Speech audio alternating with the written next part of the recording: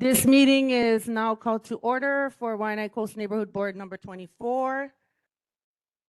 And we have Kauko'ohu Wahilani doing the pool.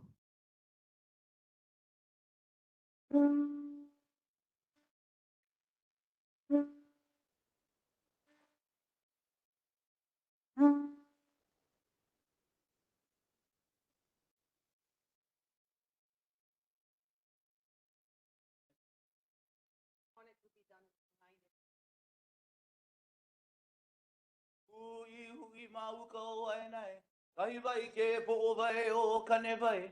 Lo I ke ala hele o ke ana I puka aku mai ke awala o pulo ae. Polo I nana kulima ilima kaha makua. Lua lua le a hiki Wai'anae e. Ke mapune, ke male o ka male laoli. Mai vane vai no e.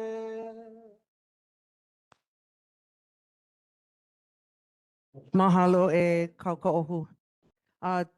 Doing the pule vehi tonight is Auntie Kim Haupu.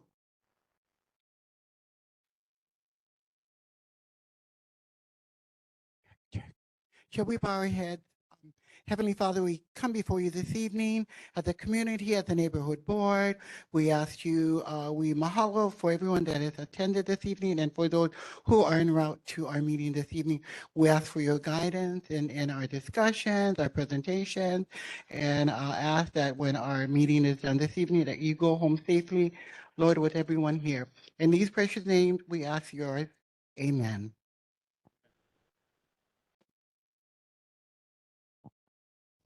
Okay, item number 2 on the agenda, declaration of any conflicts by board members. So for me, I am a board member of the Boys and Girls Club of Wai'anae, so I'll be recusing myself tonight when it's time to vote on that item on the agenda. Number 3, we're on first responder report. So HFD, Honolulu Fire Department. Chair. Yes, go ahead, Cross. Board Member Cobb here. Going back to the declarations. Yes. There is, sorry, under agenda number 5, I believe item 5.3, the Mayor's Office of Climate Change, Sustainability and Resiliency is presenting. I just wanted to announce that I work for that office, but I'm not going to be involved with the presentation. Thank you, appreciate that. Okay, so now we're on first responder HFD. Okay, we're going to go on to the next one and come back. Honolulu Police Department, HPD. Good evening, Madam Chair, board members, members of the community. Corporal Pega, the Honolulu Police Department, District 8 Community Policing. And I have your crime stats for January. February. In February, we had 23 motor vehicle thefts, 3 in our area, 12 burglaries, 2 in our area, 103 thefts, 26 in our area, 27 unauthorized entries into a motor vehicle, 10 in our area. There was a total of 1,099 citations issued. There was 7,950 calls for service, 2,139 in our area.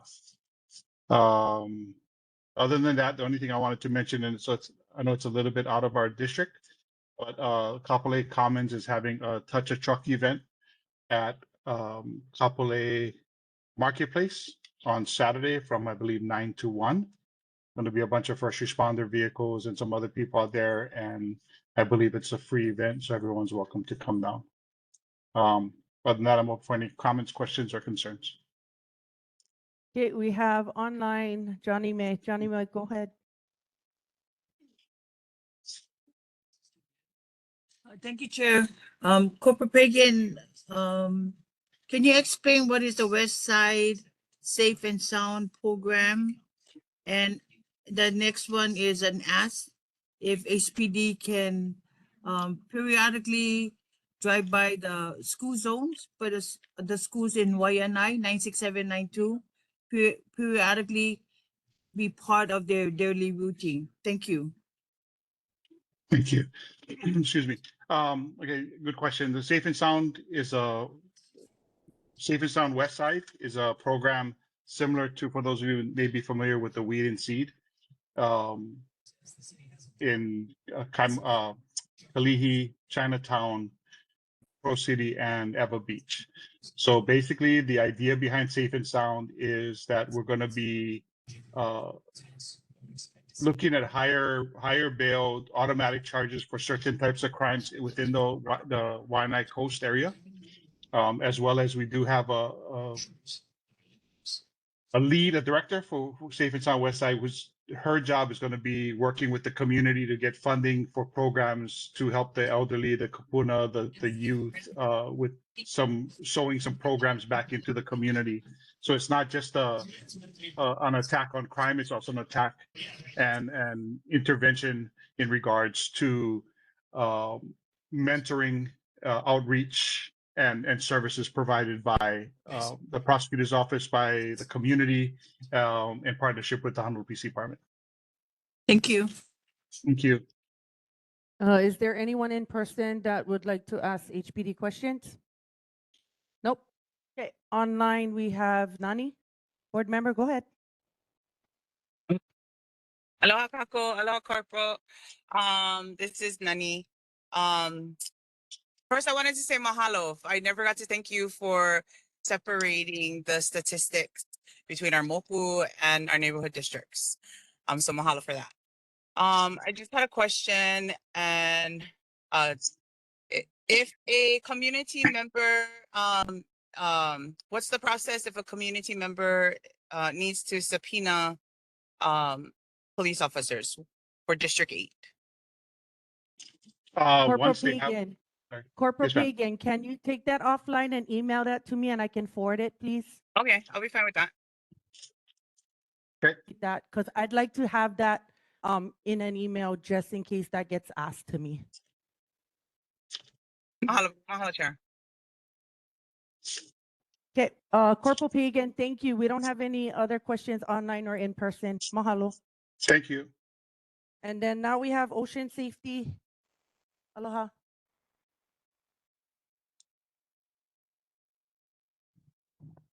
Thank you, board, again for having us here. Quick thing, I was at a meeting today with the Watchtower program, and it takes all our data and it puts it in an iPad, and it goes straight to our information officer. So it should be starting Thursday with our lieutenants and our mobile responders, which is our jet ski program. And then hopefully by, I'm not sure, Mr. Jimmy Barros, who's our deputy director, should be implementing it, I would say, maybe 2 or 3 weeks. For the rest of the towers, it's instant database. It shows where drowning is, times, everything. I'm praying and hoping it works in the next 2 weeks. Hopefully we can get the bugs out with the lieutenants and the rescue operators in the upcoming couple days. Last month, the surf was pretty small, but we did have major wind damage. We had multiple responses to fallen trees with people on it. We assisted EMS removing people from the debris. Other than that, it was kind of a quiet month. The surf was pretty small for, I would say, probably the last 10 years that I've seen. If there's any questions from the board, let me know. I have one. So can that information be emailed to like HFD and HPD? They email me the stats. Is that something that potentially can I happen? think so. I think they would Okay. email me the stats, and I can give them directly to an email to all you guys. Okay. for the Yeah. board. Because when I get the stats, I just forward it in a blind copy to all the board members just so that they have that information. That would be perfect. I can do that. Okay. And then I meant to tell you guys, last month I had to leave early. We ended up towing the ski in, and we got the ski back to the harbor by 7:00 at night. Okay. Awesome. Yeah. Anyone in person have questions for water safety? I mean, sorry, ocean safety. Nope. Nobody has any questions. Thank you again We for having appreciate us you. here. Yes, sir. Thank you. Thank you. Appreciate you. Okay, now we have Board of Water Supply.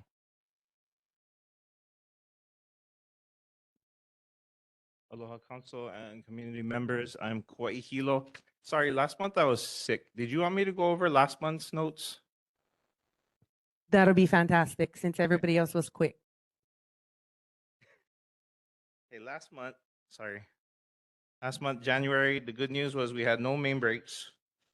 The Board of Water Supply has launched its 2026 poster and poetry contest.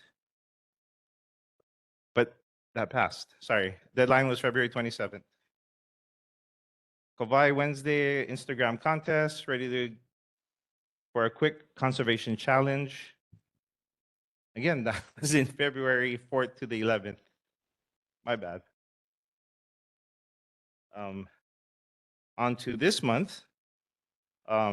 This past February, we had 3 main breaks, a 12-inch main break on Farrington Highway, a 12-inch main break on Hakimo Road, and a 4-inch main break on Mohihi.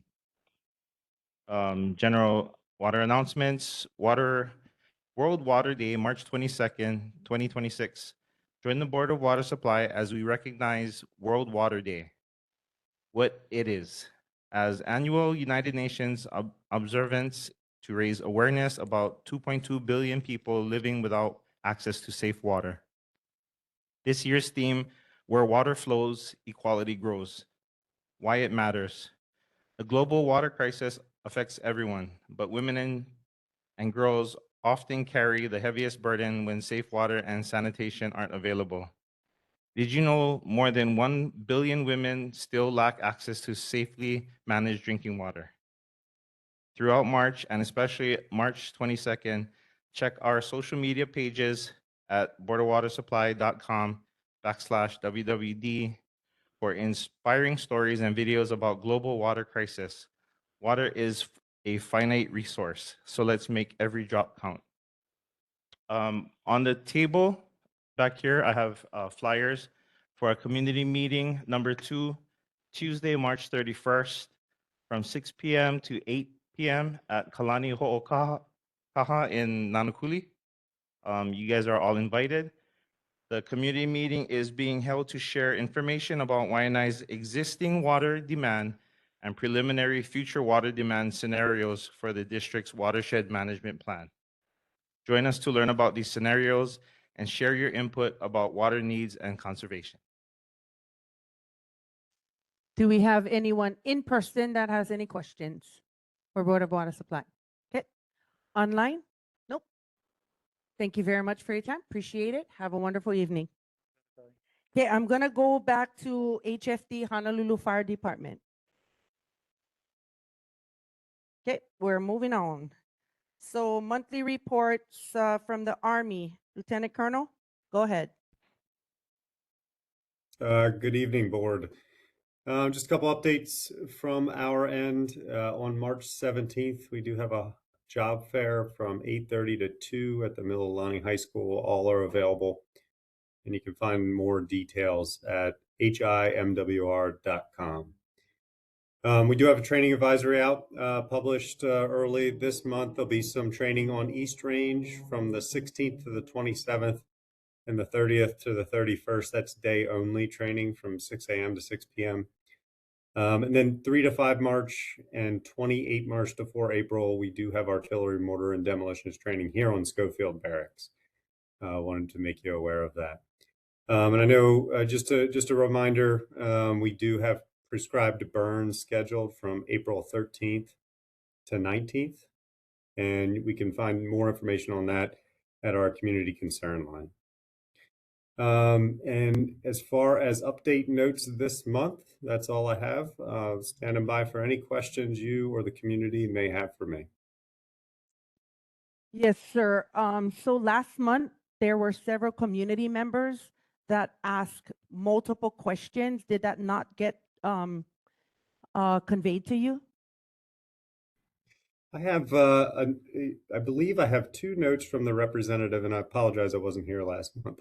I was out of town. I have 2 notes here, one from a Miss Whitfield A question about the restoration advisory boards. We do not have a response on that one yet. We're working to get clarity on that question. I have a second one from Miss Johnny May about the development of a video hike through Makua Military Reservation. Again, I don't have an update at this time on that one. We're still working it and we're tracking it. And those are the two that I had from my handover from the representative that attended last month. Happy to take down any notes on other ones if I didn't get the full report. Chair, again, question. Hold on. So, Mr. Salcido, can you please reiterate what Auntie Calais in regards to, was it VOC?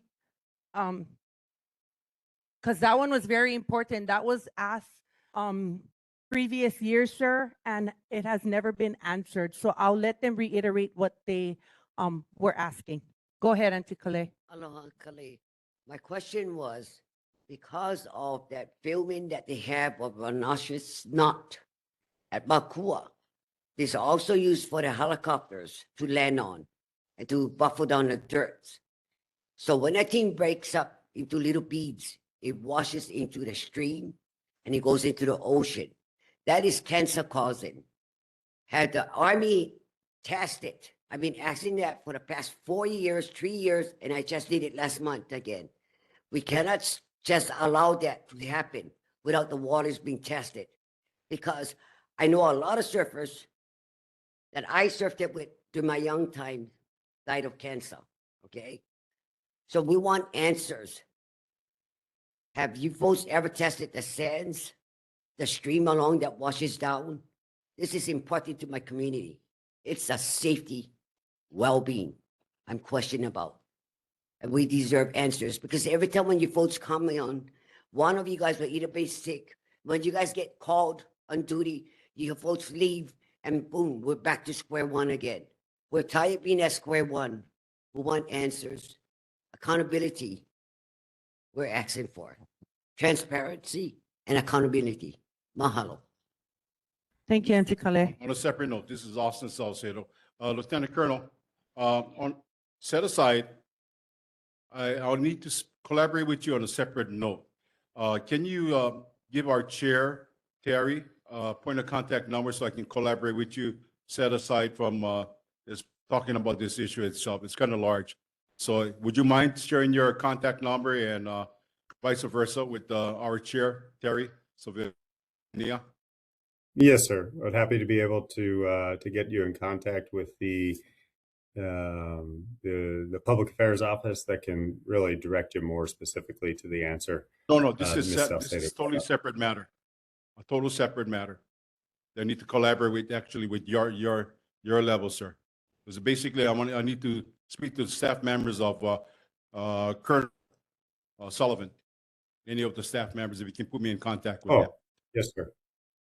Yes, totally sir. Separate, sir. I appreciate that. Please give our chair your number, and I'll collect it from her later. Appreciate that. Thank you, yes, Lieutenant Colonel. Yep. There's nobody online, and so Kako, go ahead.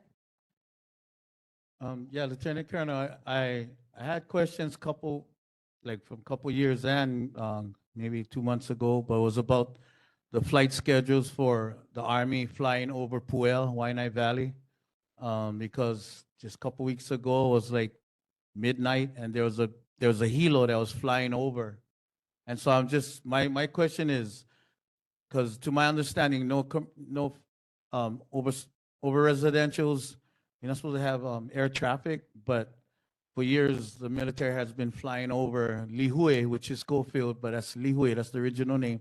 Flying over Ka'ala, coming over to, we get over 440 homes just in the homestead. Times that by everybody else that lives up in Wai'anae Valley on the upper echelons in Pu'el.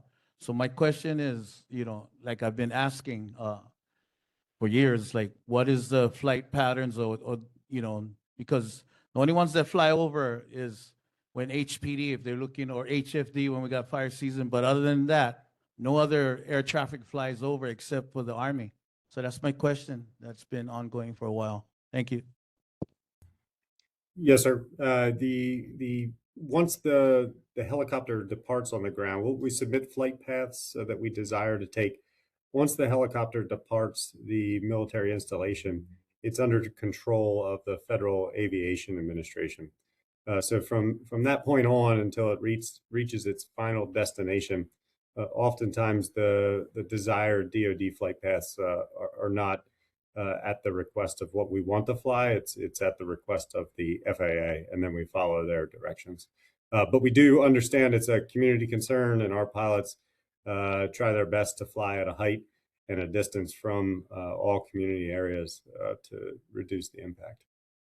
Yeah, it's not really high, Lieutenant Colonel, and just been saying for years, the Army has been flying over Puea. So, yeah, if we could get some answers back from that, because like I said, only HPD when they're looking for someone, or HFD when there's in fire season. Other than that, there's no other aircraft that flies over except for the Army.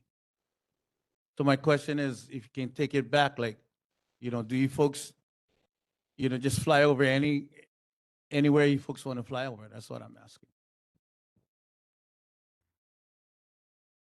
Yes, sir. We'll take it back and report back our desired flight path versus the direction of the FAA.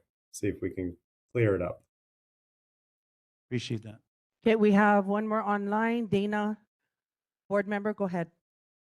The question is in regards to, again, sort of aligned with NCPLA's in terms of the water quality after heavy rains. Are there testing that is done to the ocean or any of the spaces in Makua, so that we know what kind of chemicals are seeping into our aquifer or going into the ocean? And the other one I've asked numerous times in terms of like, how do we build relationship with those items that were found on military bases, such as ki'i or some of our traditional akua that are found in military spaces? How do we begin to build relationship and have those items returned back to community? Can you please say that in English so Lieutenant Colonel knows what you're talking about in specific, please? Those specific things would be like wood carvings in the forms of gods or pohaku that may have surfaced in various caves in Lualuale, or other items that may have been linked to Kanaka Maoli spirituality. Yes, sir. Just to the first question, the potential soil contamination and testing from our Department of Public Works and our Environmental Division. The Army, we have a standard operating procedure that outlines, first the preventative aspect to wash, inspect vehicles at the point of departure before we proceed in. So that's just kind of a preventative piece. And if there is a known or reported hazardous material spill, the environmental decision will test the area and take appropriate mitigating measures. However, if there's no known reported spill, the environmental decision is not testing the area. So if there is a known spill, please report to the community line, and we'll have the environmental decision division test that. To the second question, sir, I believe that it was around cultural artifacts, specific cultural artifacts. And we do have a process, and they do differentiate collection based on location out at MMR in the Wai'anae area. But there's a series of distinctions that follow federal and state, including the National Historic Preservation Act and the Archaeological Reservation Preservation Act. So the process is between the State Department of Land and Natural Resources. They have a list of some artifacts that have been collected in the past on owned land of Makua under the authority of the National Historic Preservation Act. Those artifacts will be returned by 2029, as I understand it. I don't have a listing of exactly what those items are, but there is a plan for it. But there is currently no plan to dispose federally owned artifacts from MMR to Park. They could only go to the next landowners or potentially to a museum based on the guidance that we get from the federal agencies and departments that we're collaborating with. I really hope that answered your question if I was following it correctly. Yes, it's very helpful. How do we get the inventory list of those items that may have been found? Dana, I will he said follow that's up with you on that DLNR. one. Sorry, sir, I was answering his question in that DLNR also has an inventory in regards to those artifacts because the Army turns it over to that department. Not all, he said. He's suggesting that in 2029, there's a possibility of those items being turned over to the landowner. But in Sir, just terms a of the clarification. inventory, Yes, sir. Just a clarification there. So the state-owned artifacts follow the process that the board mentioned there. Only in situations that an artifact would fall under federal guidelines would we either go to the landowner or go to a museum, depending on the guidance we get. So the listing that I talked about follow the guidelines that the board member mentioned there. Okay, thank you, sir. Dana, we need to move on. Sir, can you email that information once you get it to me, please? I mean, once you get it, if you can email it so I can share it to the rest of the board. Yes, I'll email you that In regards- information and also the staff contact information that was requested. Awesome, thank you. I appreciate your time, sir. Have a good evening. Thank you. Okay, next one, we're doing number 5, which is presentation. We have Kamaili Academy improvement. So consultant Taeyong Kim is here and also the principal. Sorry, sir, what's your name? Okay, Principal Paul. Come to the mic. Oh, he's running down. And anybody want snacks, help yourself. It's from the city. They bought that.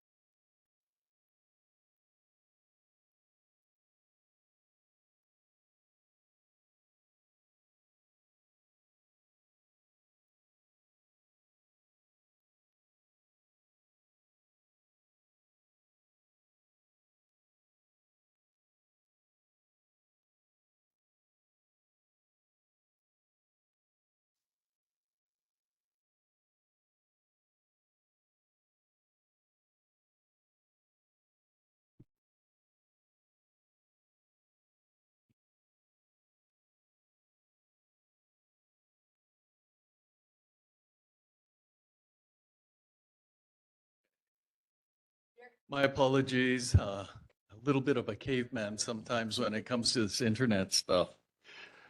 There's the presentation is in the back if anyone needs a packet.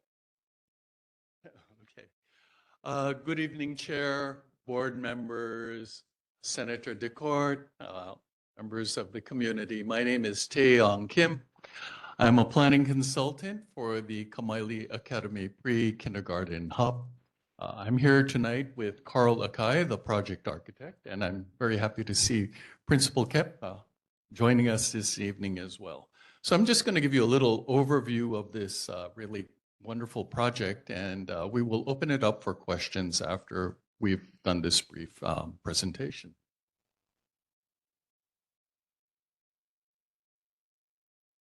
So this evening, we wanted the project site that we're going to be talking about tonight is located immediately adjacent to the existing Kamaili Academy.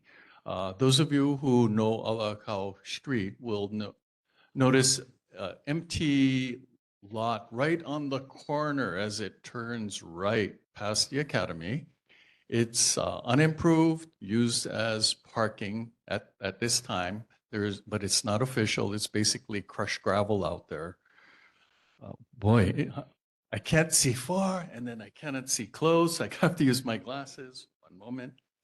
The project is being developed by the Hawaii School Facilities Authority, which provides the facilities for the state's Ready Keiki program, which was created to ensure that Hawaii's children are ready to enter kindergarten. The program is designed for 3- and 4-year-olds and is operated by the Executive Office of Early Learning. You might be familiar with some other pre-K sites being operated by the Executive Office of Early Learning. These include facilities located at Makaha Elementary School and Wai'anae Elementary School. There are also other licensed group child care centers and charter schools in the area that also provide this service. The property we are talking about tonight is owned by the Department of Education, with a very small portion being owned by the Hawaii Housing Finance and Development Corporation. It's only about 2,400 square feet. And the project is in the planning process right now, and planning and design process. We've gone quite far with a lot of coordination with the Department of Education. An environmental assessment, which is required whenever you use state lands or funds, county lands or county funds, has been published. And in case you're interested in providing written comments to this project, the document is available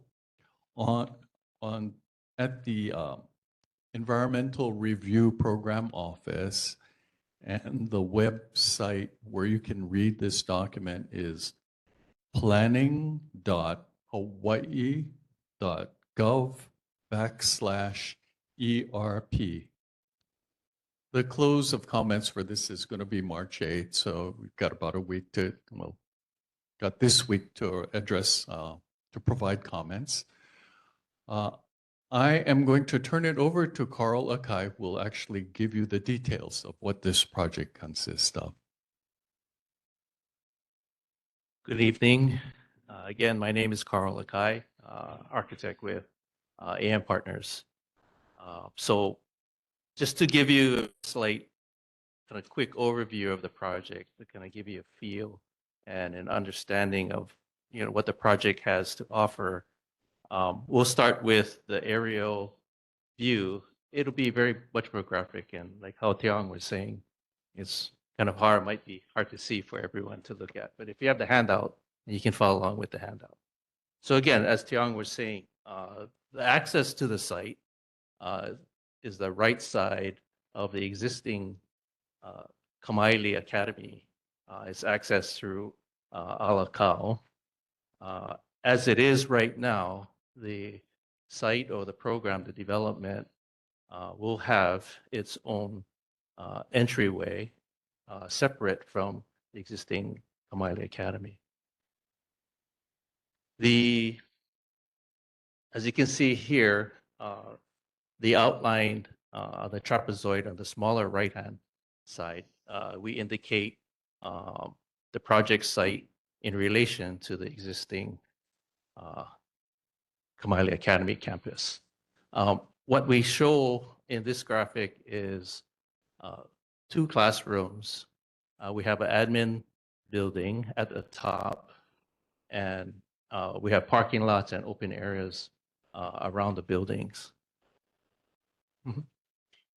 So this is a colored rendering of the same slide, just a little bit closer in, so you can better distinguish the 2 classrooms and the upper admin building with the parking lot. The parking itself, again, contains a separate drop-off and also enough parking, not only for the campus, but also some parking extra to share with Kamaili Academy, trying to display some of the parking that they have there now. Right. So the next slide, we have an aerial rendering aerial view of the development itself, showing the same thing. We have two classroom buildings. In this case, they both face each other, and the surrounding area will all be enclosed by security fence, security gates to keep the children or the keiki safe and contained within the development. And as you can see, we showed the parking lot, same in that area. No, you can turn it. And then in front of that, around the buildings, around the classroom building, there's a lot of open space, a lot of open green area, a lot of outside learning areas where they'll occupy both indoors and outdoors. So here's the space between the classroom buildings, again, facing each other, kind of utilizing the space, the open space outside for their outdoor learning at the same time, while having the children or the keiki and the staff being in the classroom, having a clear access or really easy sharing of space in between for more of a community type atmosphere when learning inside and outside. So here we have a standard classroom. This is a standard classroom for all of the current pre-kindergarten classrooms that are being developed, not just for Wai'anae, but for other classrooms around the state, whether if it's a new building or if it's going to be interior renovations. The classrooms will all have same or very, very, very similar standards for all keiki. So that completes kind of the general review of the project. So we can open it for questions. Would you like to say something, Principal? No? You can? Lower this a bit. Aloha, everyone. I'd just like to say this has been a project we've been working on for a long time.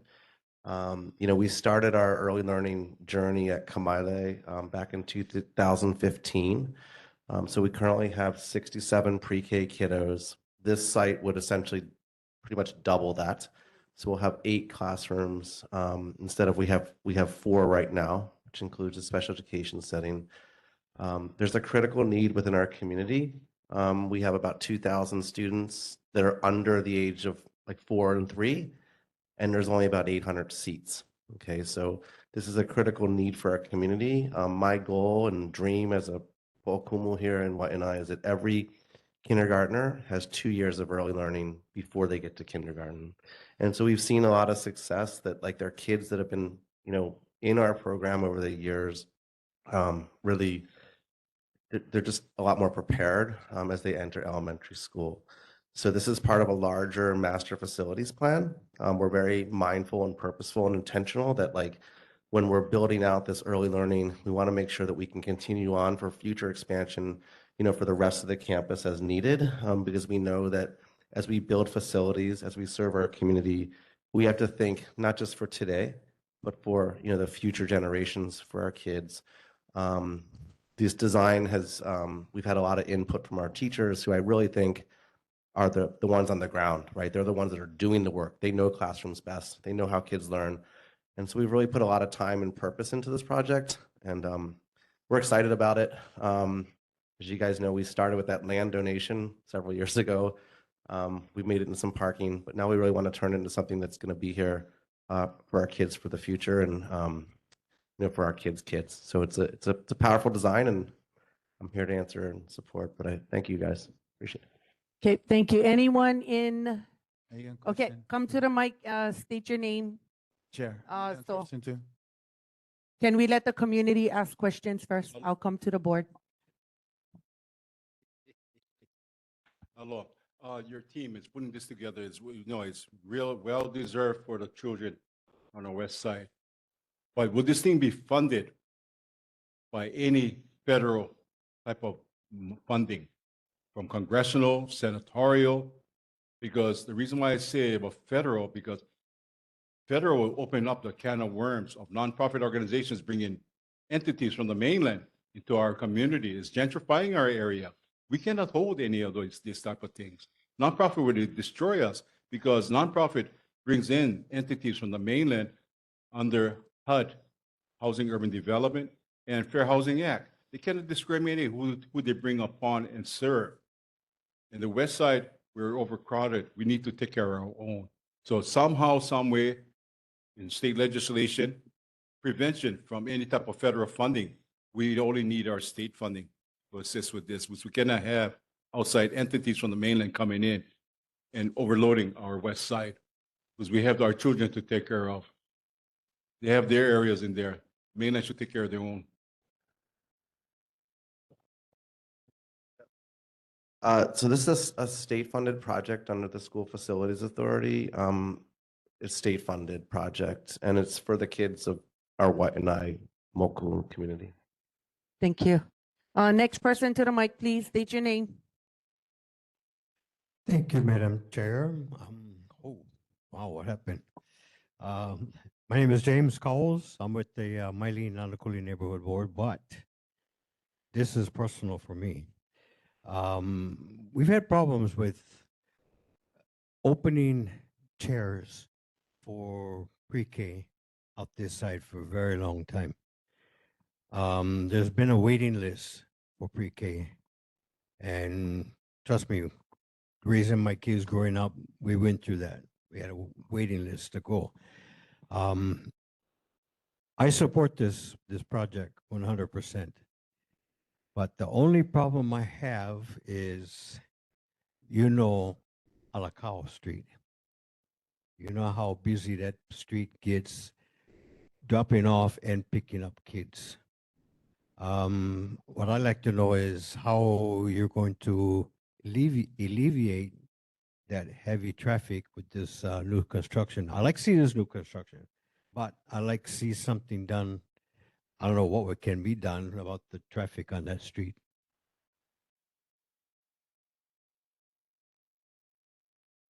That's a, hello? It's a good question. There is a traffic study that was done for this.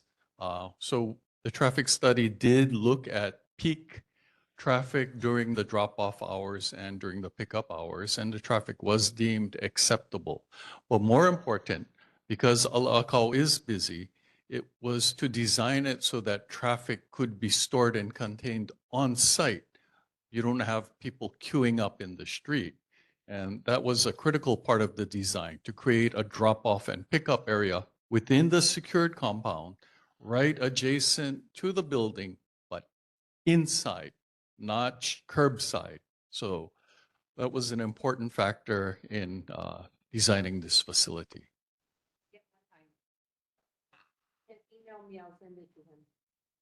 Wow, I feel taller with this thing. Thank Mike Chip. 1, 2, Pikachu now. Thank you guys. Thank you, ladies and gentlemen. Thank boys and girls. Pikachu Show being live.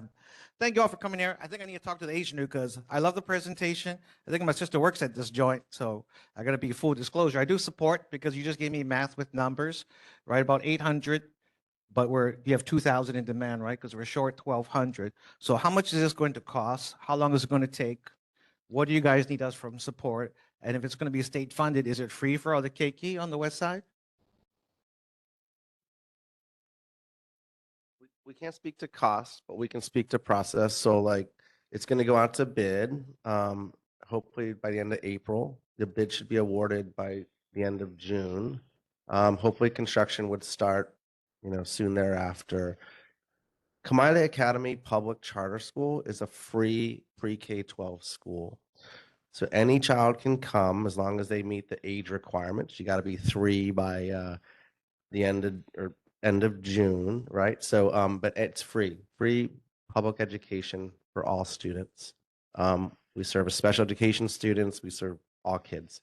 Was that all the questions? Yeah, free to our kids. Awesome. Next person up, go ahead to the mic.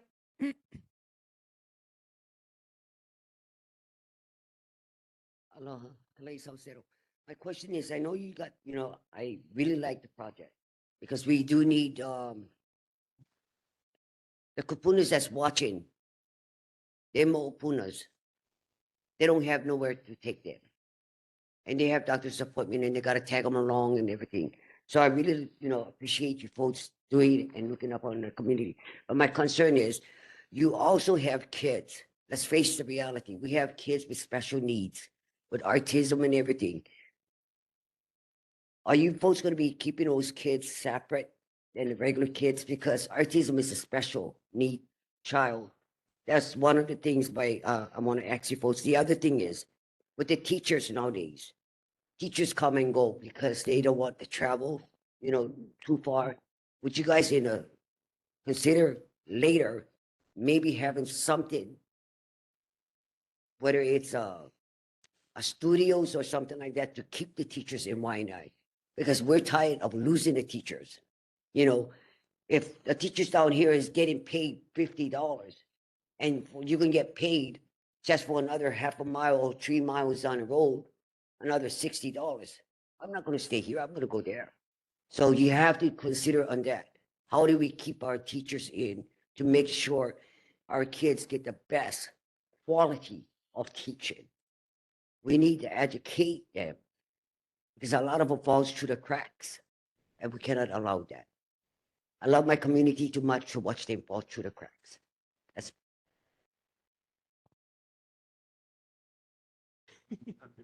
I can field all these. Okay, so Kamaile Academy services special education students, and we're going to service them in the least restrictive environment.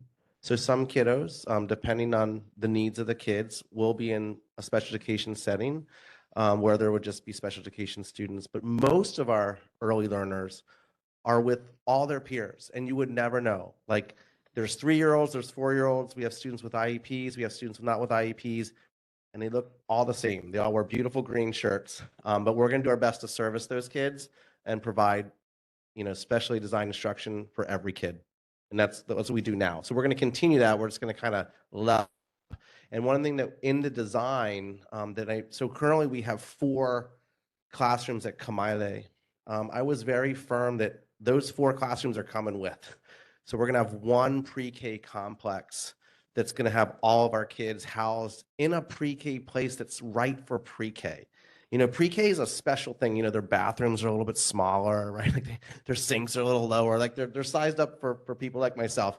But the idea is you can't just like throw a pre-K into an elementary classroom without making changes. So this is going to be a really special facility that's designed just for those little learners. In terms of workforce, so under this idea of expanding early learning across the state of Hawaii, there's a little task force that we have going, and I'm on the task force as a charter school leader, but we have DOE principals, EOEL leaders, bunch of different folks that are collaborating to look at workforce, because we know that a critical component of expanding early learning across Hawaii is to develop our teachers.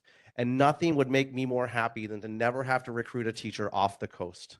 Our goal is to have everyone on the coast. I'm not the norm. I came to Hawaii 26 years ago, and I'm still here in Wai'anae and serving the community. And this is my home. My kids go to our school. My oldest goes to Kamaile, and we didn't have pre-K. My kids went to keiki steps because we had to pay, but now we want to create opportunities and keep workforce here. So we're piloting some projects right now at our school to try to grow out workforce, because I know that I'm going to need 8 teachers in 2 more years. So workforce anti-Calais is super important to all of us. And I agree with you. We have to have competitive wages, high quality professional development, and create opportunities to maintain our workforce within our community. So I agree, and we're working on that at all fronts, from this level all the way up to the legislative level. Thank you. Thank you. We have one person online. Cross, go ahead.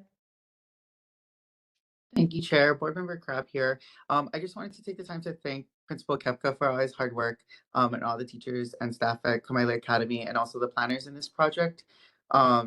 Under my time in former Representative Gates' office, we worked really hard to secure a lot of funding for this institution. And so I just wanted to thank Principal Kepka for not letting the funds lapse and for working very hard to utilize the needed funds for our community. Thank you. Thank you. Johnny May, go ahead, Johnny May. You'll be the last one. Thank you, I had Chair. something to ask too, Chair. Paul, thank you for hanging in there. I remember you talking about this project years and years ago. I like the way the building is facing each other and the play area is in the middle. Just a comment, if you have looked at other preschools such as Kamehameha School Learning Center and factored in the wind. So if you factor in the wind, the room is much cooler, less dependent on electricity. Those are my comments. Thank you for hanging in there, Paul. Thank you. Go ahead, Coco Ohu, board member. Thank you, Chair. So my question, I was looking at the images and the proximity to the solar farm. So did the solar farm, did they reach out to you folks in any, like any byproducts that would be coming from the radiation coming from that solar farm, which is close to our little learners? That's, so was there any assessment from that company? It wasn't AASM, but yeah, that's my concern. Because I love the concept, especially to help our Keiki. Yeah. We have not received any comments from AES. We did take into account, though, that there is, a solar farm facility there. There's an electrical line or nearby. And the best plans were made to mitigate that to the greatest extent possible. And then going back to also the question about wind, windows are operable.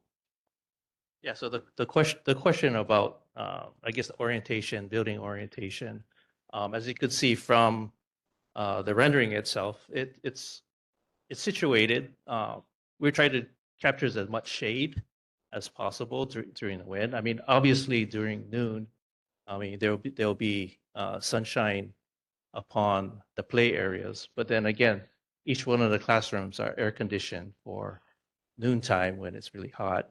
But morning time, the whole play area would be more than 50-60% in shade when when the sun comes up from the east, and then in the afternoon, maybe around 2, 3, 4 o'clock, then the opposite direction would also provide shade in that same middle play area. And to answer your question regarding the solar farms, that's another reason why they're facing each other, to kind of keep that side, and even views. I mean, when you're in the classroom, you're not going to look at everybody's going to be focused on the central, like I call it, like the community area, where everybody's going to, not just the kids, but the staff and everyone would congregate, learn together. Okay, thank you so much. So anybody in person that has questions, can you please fill out the form in the back? And then online, Nani, can you email your question? Because we got to move on. We've been on this presenter for a while. That's fine. I have a few questions. Yeah, but you never say nothing earlier.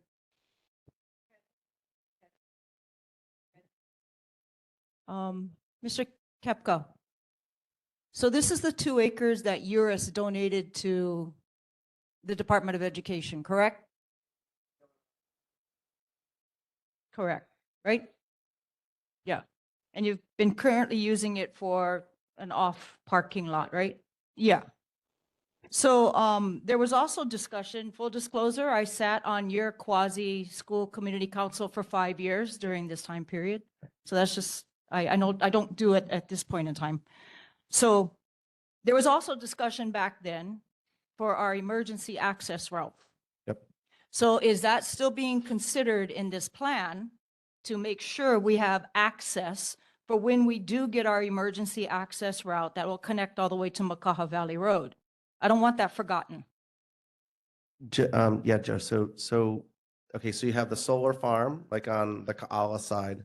Yeah. There's a 44-foot easement of a road that's there already. Okay. And then there'll be our setback. So like, I don't know if the drawings show it, but like, there's like a fence, and then there's 44 feet, and then there's our fence. Okay. So the 44 feet's still there, and that goes all the way around to Mahina Owl Street on the other side. So should we ever get to that, we still have our emergency access road for the Wai'anae community.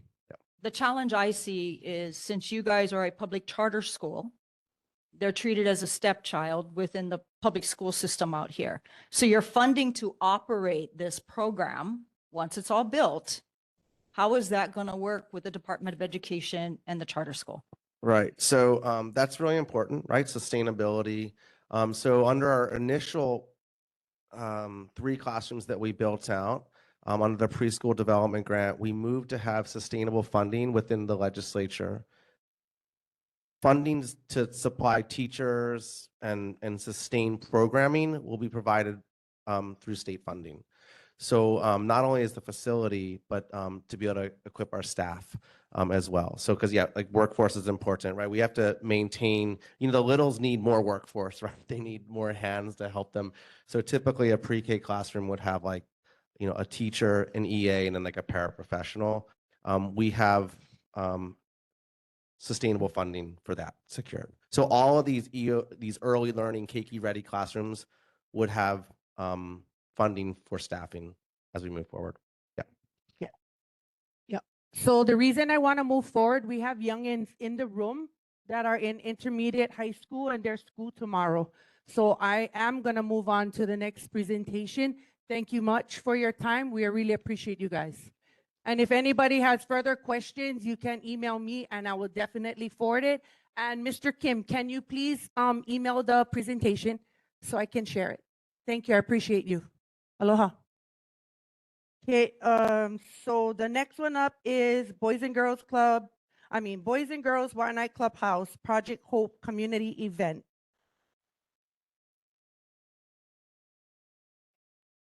Go ahead. Okay, thank you. State your name so we know who you are. Let's go higher. Oh, too high. Mhm. I think it's good.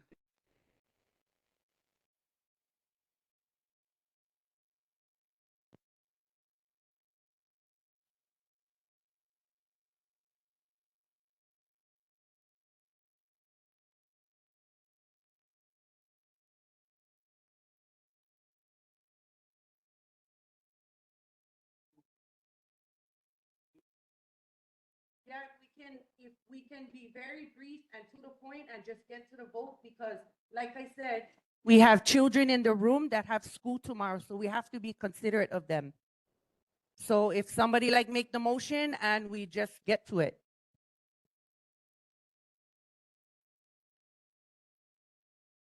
Chair, I suggest just putting it on next month's agenda for a motion to support.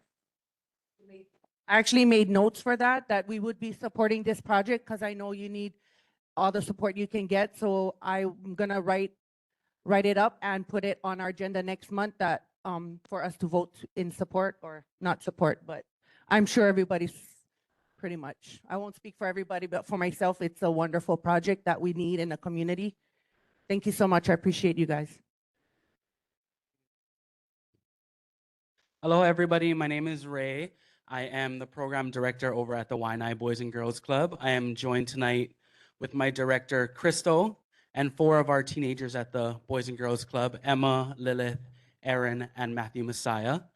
So today we're talking about 2 programs with you guys. The first one is a scholarship program that we had at the Boys and Girls Club. Actually, it's with the Boys and Girls Club of Hawaii, where all the Boys and Girls Clubs are a part of. The second is Project Hope, which is a program where the youth can share their voices to help promote change in our community.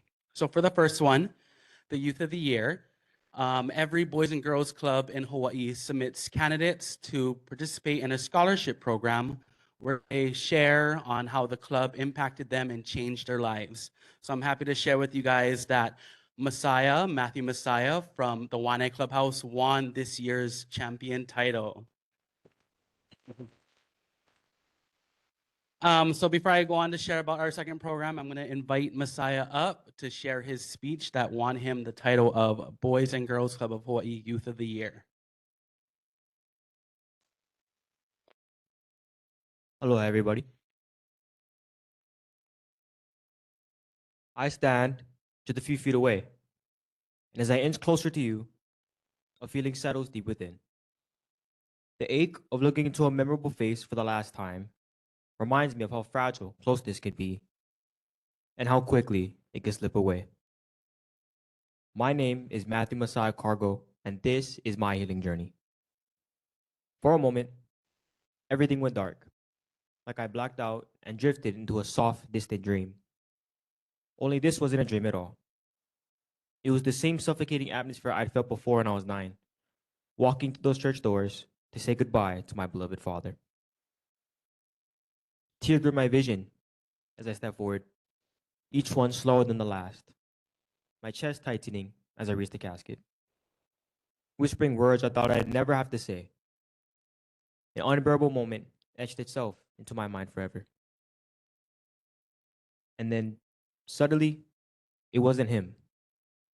The face before me was different, younger, but the feeling the same.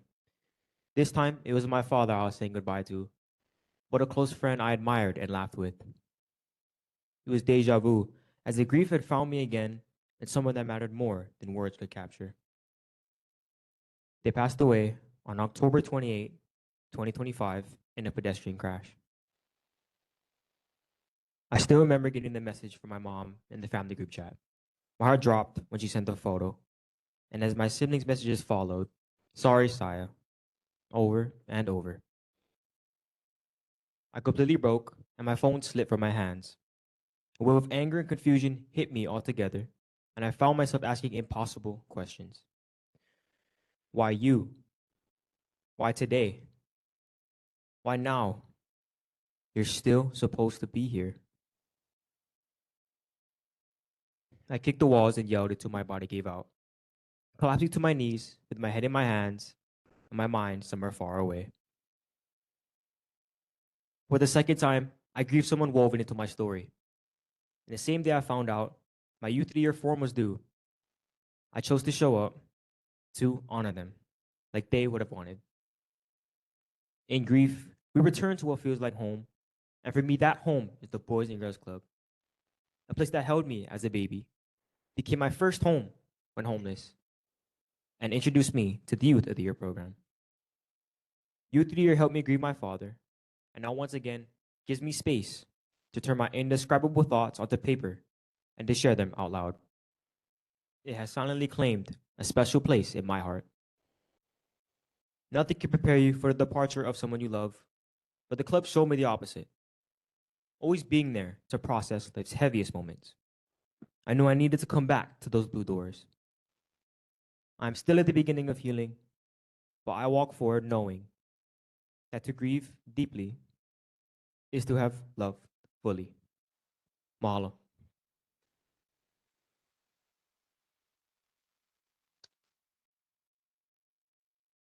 Thank you, Messiah. So we're going to talk a little about our second program, Project Hope. This is a program where we give youth like Messiah in our community that attend the Boys and Girls Club to communicate on what exactly areas in our community that make them feel unsafe and find possible solutions for those unsafe areas. Last year, we put together a panel with youth and teenagers, and they shared with the families in our clubhouse on what areas they felt unsafe in. They put together a map of the Wai'anae and Nanakuli coast, and they pointed out areas that made them feel unsafe and they would like to avoid. So after sharing that with the panel, after sharing that with their families, our next step is for them to share it with key members in our community. So on April 25th, from 10 a.m. to 1 p.m., we'll be hosting an event at the Boys and Girls Club called Project Hope. We hope to invite key community members, legislators, and members of the Senate to hear the voices of our young people share on what exactly is unsafe about the areas they have mapped, and in hopes that some of these key community members can provide solutions. So I'm here today asking if we can not only invite key community members to this program, but also if we can have members of the Wai'anae board to serve as security that day as well to help maintain safety for the program throughout the day.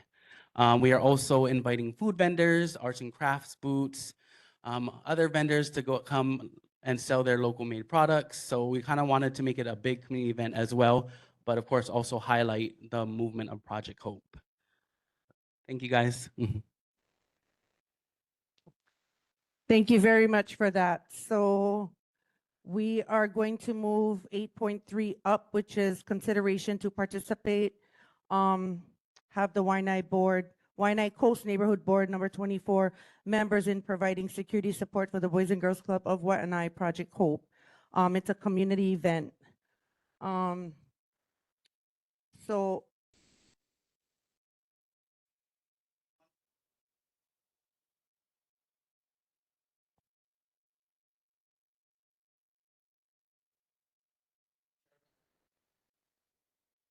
(9:30) to go to the mic so that even online can hear you. Sorry. So it's going to be a Saturday, April 25th from 10 a.m. to 1 p.m. is the actual event. If any key community members want to be a part of the actual conversation, the conversation will take place from 12 to 1 inside the gym. We're asking if security can be there from 9:30 and then to close us out till 1:30. Yeah, sorry, any other question? Okay, perfect. So you need the security from 9:30 a.m. to 1:30 p.m. Yes. Okay, gotcha.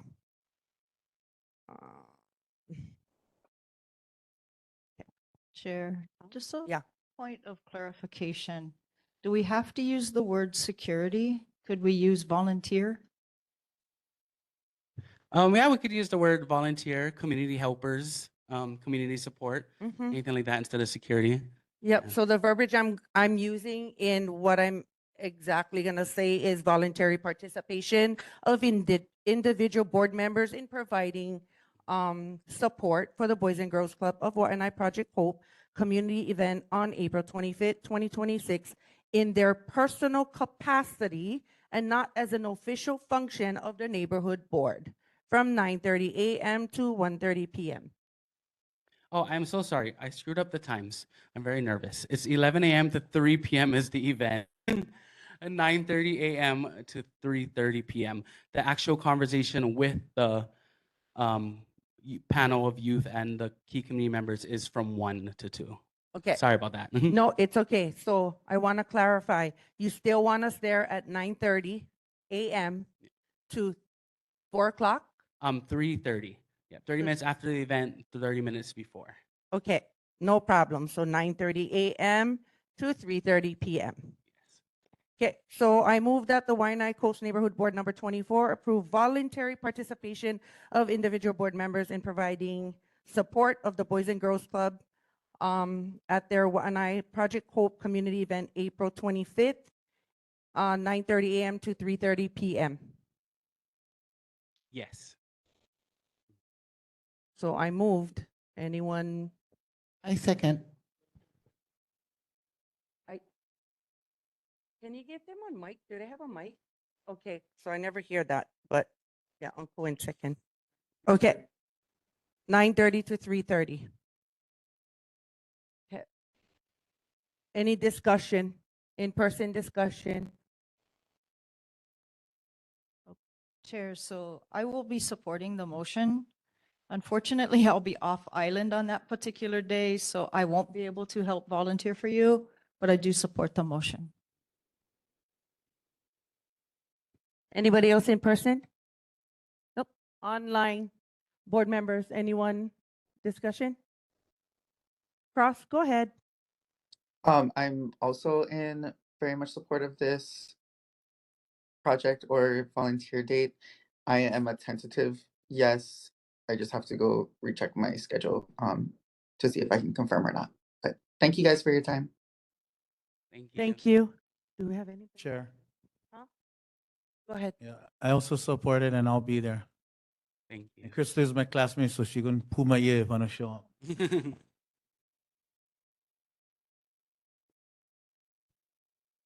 Okay, calling for the vote. All those in favor? Aye. Aye. Any Aye. Any opposed? Okay, so that's everybody said aye. So nobody opposed. Okay, and no abstentions. So unanimous. Johnny May, Go ahead. You have a question? Thank you, Chair. I just want to say to Messiah, awesome. You have a great future ahead. You know, it's not to say anything about Wai'anae, but you have such potentials. And I believe that private schools will enhance your potential even further. There is scholarships. There is scholarships. But you have such great potentials and we're proud of you. Yeah, we need to duplicate you 1 million times. Mahalo. Thank you, Johnny May. Cross, go ahead. Thank you, Chair. Really quickly, I just wanted to commend the Boys and Girls Club administration for coming out and putting this on for the keiki. And then I also wanted to commend the teens for stepping up and representing the club as well. I see a bit of my younger self in these keiki too. So it's endearing to see our future leaders. And I hope you guys, I always share this quote sometimes with, depending on the situation, but you know, being from Wai'anae and growing up and doing these types of things like public speaking, there's not much representation for us. And so I hope you guys can keep this in mind that, you know, it's not a I can do things because or despite being from Wai'anae, it's I can do things because I'm from Wai'anae. So I hope you guys carry that sentiment in your hearts as you guys move forward. And I hope to see you guys on the board one day. Thank you. Chair. Let's let me make a quick comment. I appreciate you guys too, the appeal, yeah. Not Messiah, but also your peers over here. So you just keep up the good work and hang in there and fight the good fight. Aloha. And Chair, I would be remiss if we do not acknowledge our neighborhood assistant sitting next to you. He is also a product of the Wai'anae Boys and Girls Club and did represent our community in that same position as our young man this evening. So congratulations as well. And look what Jeffrey has done for himself. I would just like to add that Jeffrey was actually Messiah's mentor for the program this year and last year.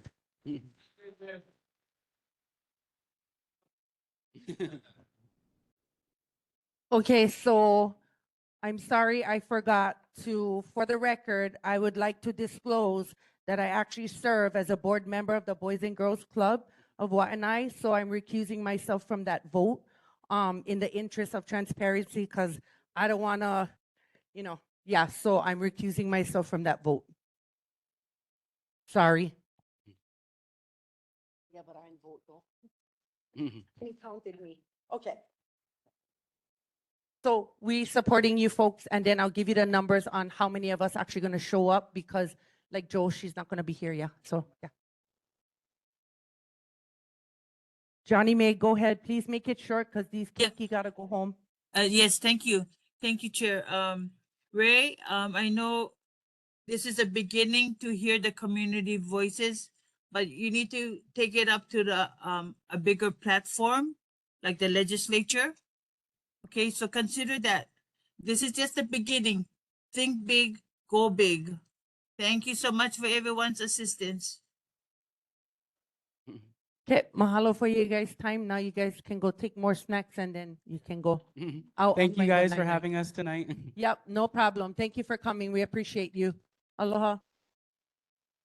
Okay, we're moving on to City and County of Honolulu Office of Climate Change, Sustainability, and Resiliency.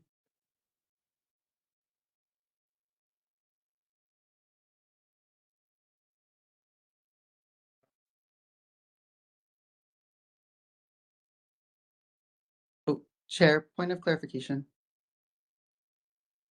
Yes, Cross. I just wanted to know, I'm so sorry, I caught a typo in the agenda. The presenter today, her name is Chloe Obara. There's an A at the end of her last name on the agenda. If that can be edited, please. Yes. Yeah.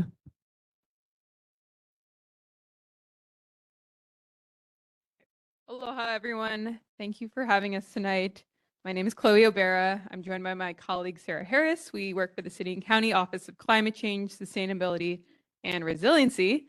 And we have a brief talk for you folks tonight about updates to the flood insurance rate maps for our island.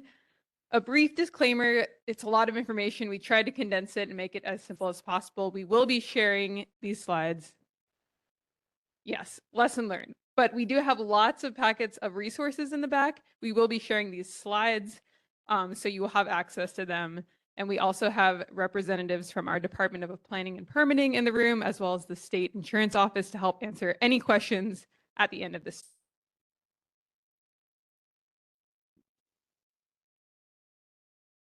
Okay, so brief overview of what we'll be covering: the National Flood Insurance Program, these flood insurance rate maps, and then we're going to be talking about key building and permit requirements, as well as insurance requirements that are associated with this update. And then we're going to share a host of contacts and resources at the end.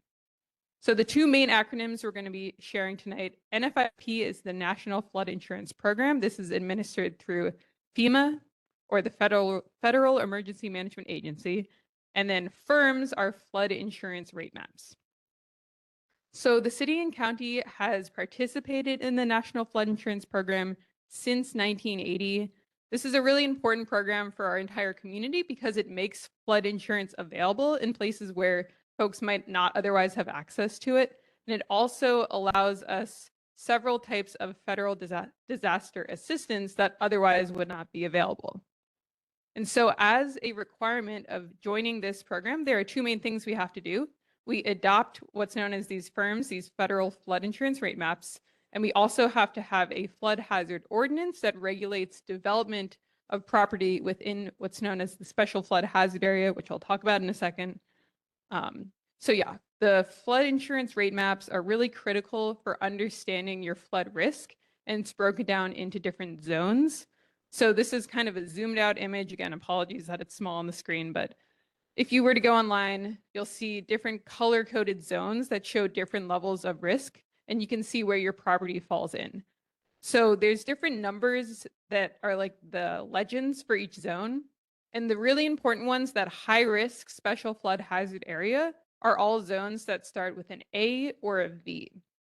There's also moderate and low hazard areas, but for tonight, we're really going to be focusing on those high-risk zones. I'm going to kick it over to Sarah to talk a little bit about where we are at with this update process. Thank you, Chloe. So we're going to talk about right now is that, if you could go to the next slide, please. There's three kind of different levels of government that are involved in these flood insurance rate map updates. So as Chloe mentioned, the Federal Emergency Management Agency, or FEMA, is responsible for developing the maps. They also administer and run the National Flood Insurance Program. At the state level, our Department of Land and Natural Resources, there's an NFIP coordinator, and they serve as a liaison between FEMA and the counties.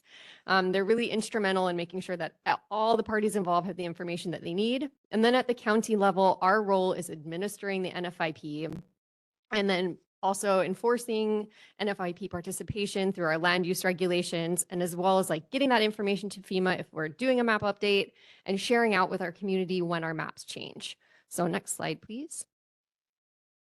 So this process is a very long process. It's a little difficult to see on the screen, but this actually, our particular update right now started back in 2019. So it's been going for a very long time.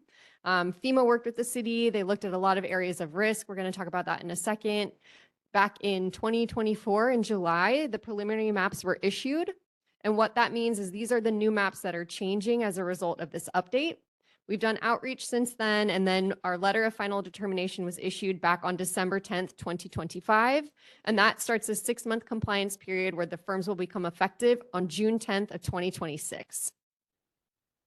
So this next map that we're going to pull up is not super illustrative, but once it loads on the screen, we're having a lot of internet issues, so thank you for bearing with us.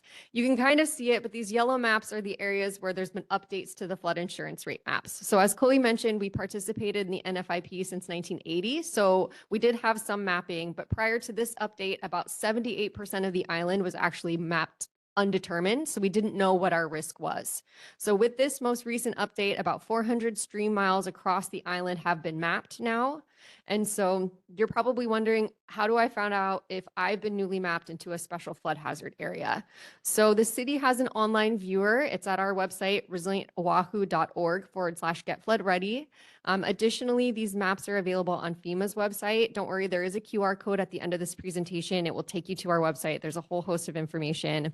And we do, on our next slide that we're going to try to launch right now, have a tutorial on how to use the viewer. So Chloe, if you could try to start that. If there's not sound, you might have to.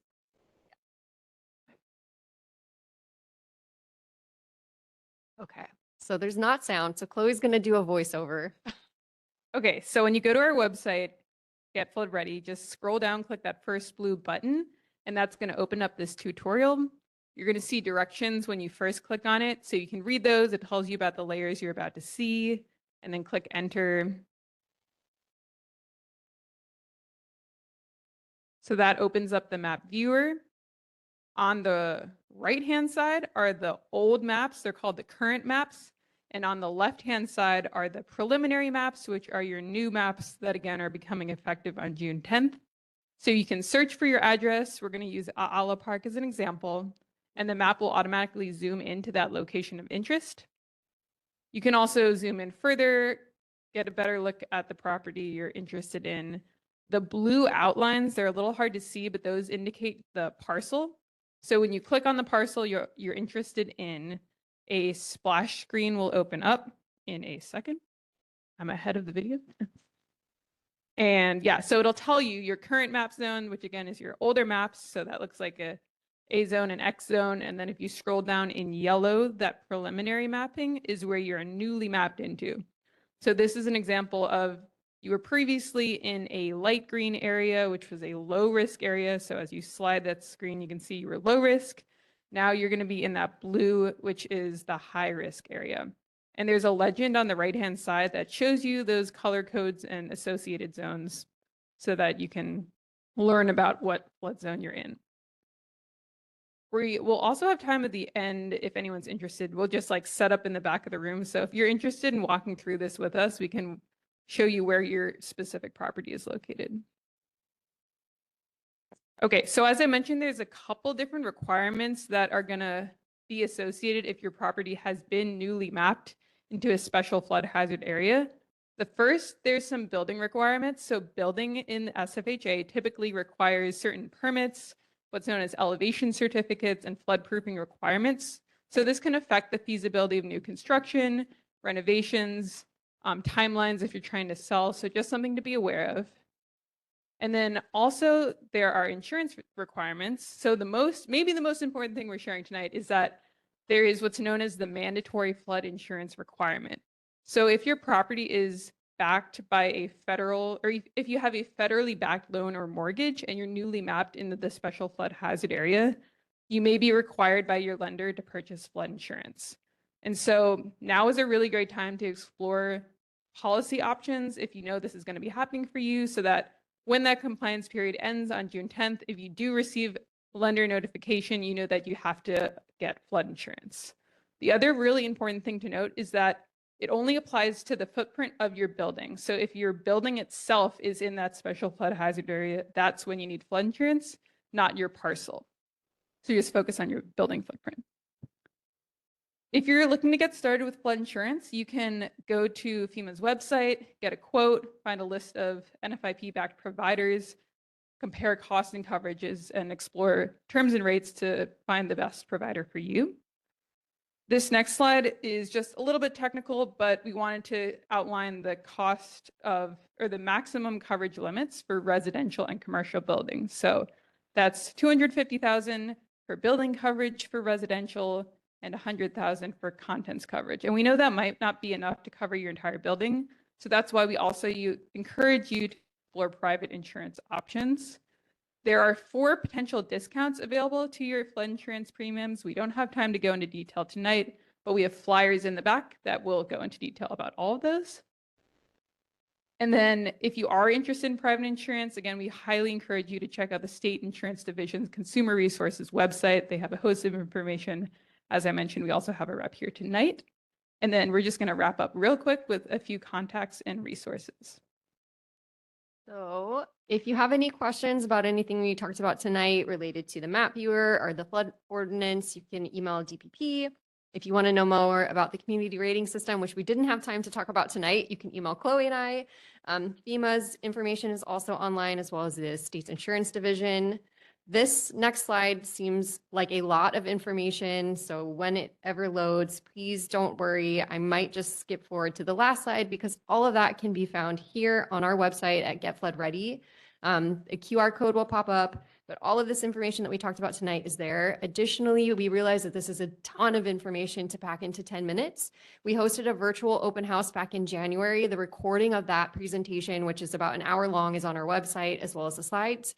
We also hosted another virtual open house back in November of 2024. That recording is also on our website. So there's plenty of information available online. You can digest it at your own time and your own speed, but this is a great resource to get started. We also have those contact emails that we shared. And like Chloe mentioned, we're going to be providing this presentation to the neighborhood board. So you should have all of that, but yes, we recognize it's a lot. Okay, thank you. So can you send me the presentation so I can forward it to the board members and those that are online that request it, then I can just forward it to them. I appreciate that. Chair, I have a question. Can you let the community member ask first, please? And board can be after. So community member, come to the mic. Uncle, we're gonna let the community go first, please. Mahalo. Aloha, ka pua kili I kua ka mai. Ka aina ho'opula ka awhawa Wai'anae mai au. Okay, it's great to have these flood insurance because there is a recent episode on our news where a guy was not in a flood zone, but he got flooded out. So this is good, timely information. But you referred to 2 previous virtual meetings. Now, did that second meeting start from scratch? Or did you folks incorporate some of those questions that were asked that is relevant to here, to us, in your second one? That's one question. The second one is, if your last one was in 2024 November, will you consider doing one here in Wai'anae? Even though it's very unlikely, but that's what we're looking at. Because if we're going to be paying for something that's very unlikely, we want to know how it impacts us if we don't have a federal mortgage or loan on our property. And this would also apply to renters. So if you folks could take that back. And to me, it's like, when we're doing these type of information, so the previous one questions may be relevant to others. So I just prefer that we not start from scratch and that we go to, previous community has mentioned such and such. So if you don't mind, we'll just go through these because that may address some of ours and, make it shorter. Mahalo nui. So I can address some of that. Thank you. Yes, we did after that first virtual open house, we captured all of the questions that were provided and we have a frequently asked questions on our website based on all of that feedback. It feels like another very long document. I think there's at least 30 questions on there, but we do have that resource available and it covers all the things that we've been asked to date. In terms of your point around flood insurance, that's one thing that we've really been encouraging people all along is that there's no such thing as a no risk zone. We are focusing mostly on that special flood hazard area because it may involve that mandatory purchase requirement, but we are encouraging everybody to explore flood insurance. To your point, we just had that rain event like 2 weeks ago where a lot of people who have never experienced flooding before or were in a zone of lower or moderate risk experienced flooding. So we do encourage folks to explore their options because we also agree it's really important to have protection. And oftentimes, if you are in a lower risk zone, it may result in a lower premium. So we do have folks from the insurance division here tonight, recognizing that maybe their specialty is not flood insurance, but if folks are interested in that, we have the quote tool on our website for FEMA's NFIP backed policies, but they may be able to also help with finding some private insurers. Yeah, so to me, this is especially relevant because we already have home insurance. We have hurricane insurance. and now we're going to have flood insurance. So is there any entity that covers all of them, or it just depends upon the insurance organization?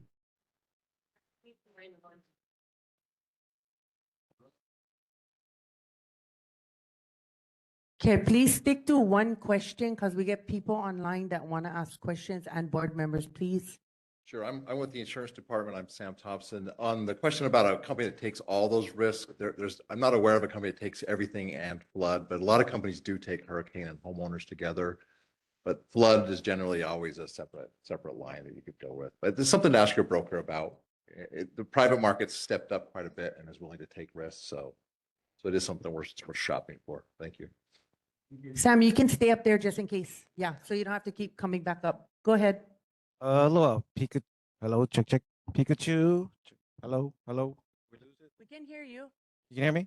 Okay, yeah. So Pikachu here. So I have a hypothetical question with this flood insurance. Recently, we had the Russian volcano and we had the flood warning. So about 7 hours so it's going to come and hit us. And so does that cover natural disasters such as Lahaina, a volcano, or Big Island? A volcano goes off, but it busts the pipes. Well, does natural disasters cover with this flood insurance? If there's a tsunami or something that or as a result of that, the flood coverage would step in. Anything but other than a flood, you'd go to your homeowner's product, and that generally is a pretty broad product. Okay, next person come up. It's off. Aloha, Kale Saucedo. You know, I see this female, okay? Okay. Check. Sorry, online. Check. Mine's on Israeli. Chair, we can hear fine online. Check. I got it. calling a recess because we're having technical difficulties. Okay. Calling the meeting to order. Hello, calling the meeting to order.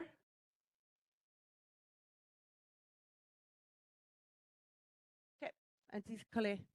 Aloha, Kale. You know, you hear about FEMA, you know. But this is what I feel. It's my own personal feeling. This is American greed.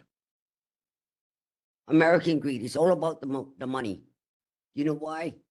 Michael Punas was asking for help, got zero help. Okay?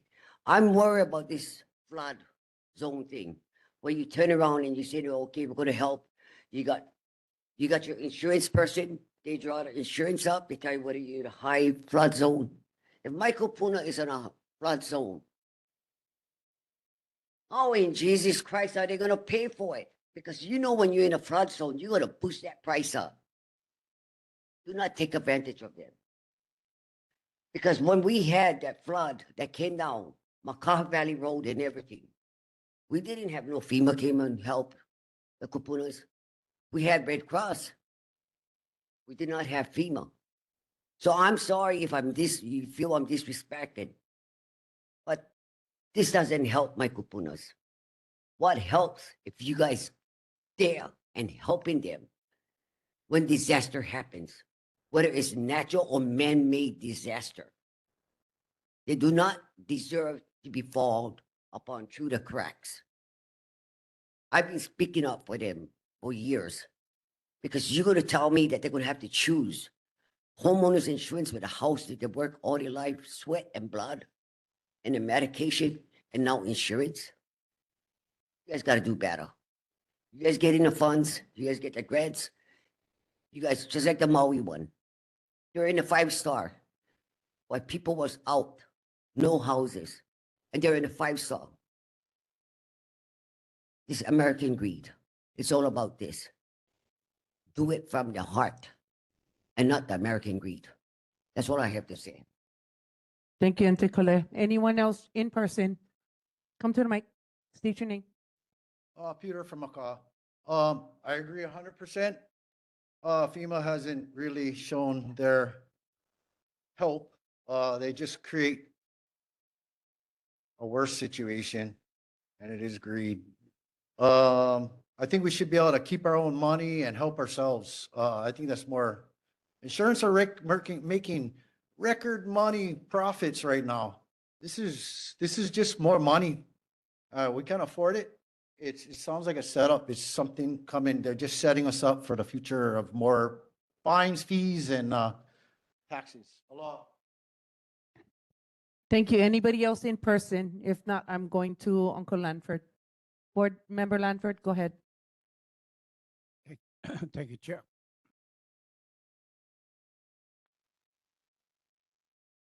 Testing. Oh, okay. My question is mostly for seniors.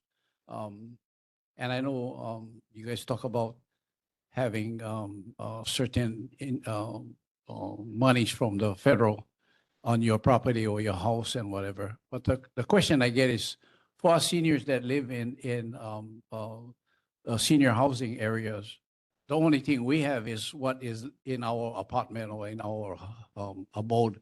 And we don't qualify for any assistance or any type of monies that can help us when we lose. The unit I'm staying at is very highly in the flood zone. There's about 33 of us. And the things we own is mostly is in our apartment, and maybe a couple thousand, maybe 10,000, 15, $20,000 worth. But when something happens like that, especially in the Wai'anae area, the seniors end up with nothing. You know, we have to scratch and find out how we can get our refunds or how we can get funds to get us back on our feet again. But one of the hurricanes that came in through my dad's house, he up in the valley, his house got totally wiped out, but there was no federal funds that actually helped him build the house because it was just our farm. You know, we had to start from scratch and live in a tent and stuff like that for quite a while, maybe about 8, 9 months before we finally could get the structure back. So for me, I'm not sure if I promote FEMA that much. If there's other programs that can help, you know, in a different venue, then yeah, you know, so that's just my opinion. But I'm just concerned because the seniors that are still here, us 80, 90 years old guys, you know, we rely on just the federal income, which is the Social Security and our pensions and stuff like that. So if there's a program that you guys can help us out with, I would greatly appreciate it. Thank you. To address your first comment about folks who live in a unit and they're mostly worried about the contents of that unit, there are policies you can purchase that are contents only coverage. They cover up to $100,000 of contents. So that is through the NFIP, but again, there are private insurance available. So we definitely encourage you to explore that as well.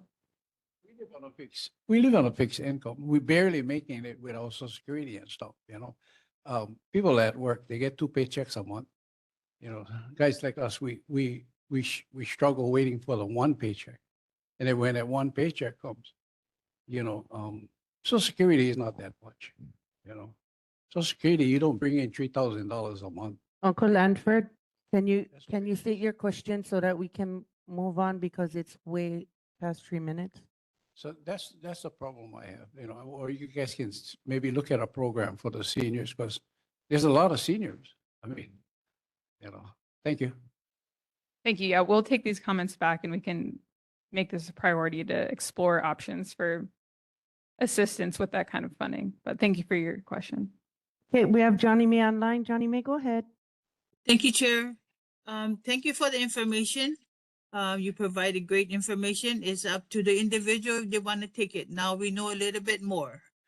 My understanding FEMA comes to rescue when it's a disaster claimed by the governor. And in reference to your example, can you make it to community related? Alapak is not related to us. So in future presentation, can you make it related to the area that you're in? Because it didn't show me anything about Wai'anae, which that would have been more important. And then what would for $250,000, what would the minimum insurance payment would be? Yeah, a ballpark figure.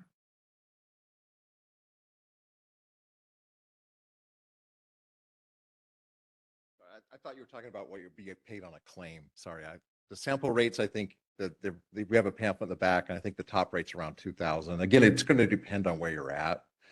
And then what you can mitigate as well, like raise the home, or if your home's on higher, if your home's on stilts or something like that, you can do that. You go to Wailua, you see houses that are way up in the air, and that's partly to get out of the higher flood rate zone. So there's a lot of different things you can do there on that. So.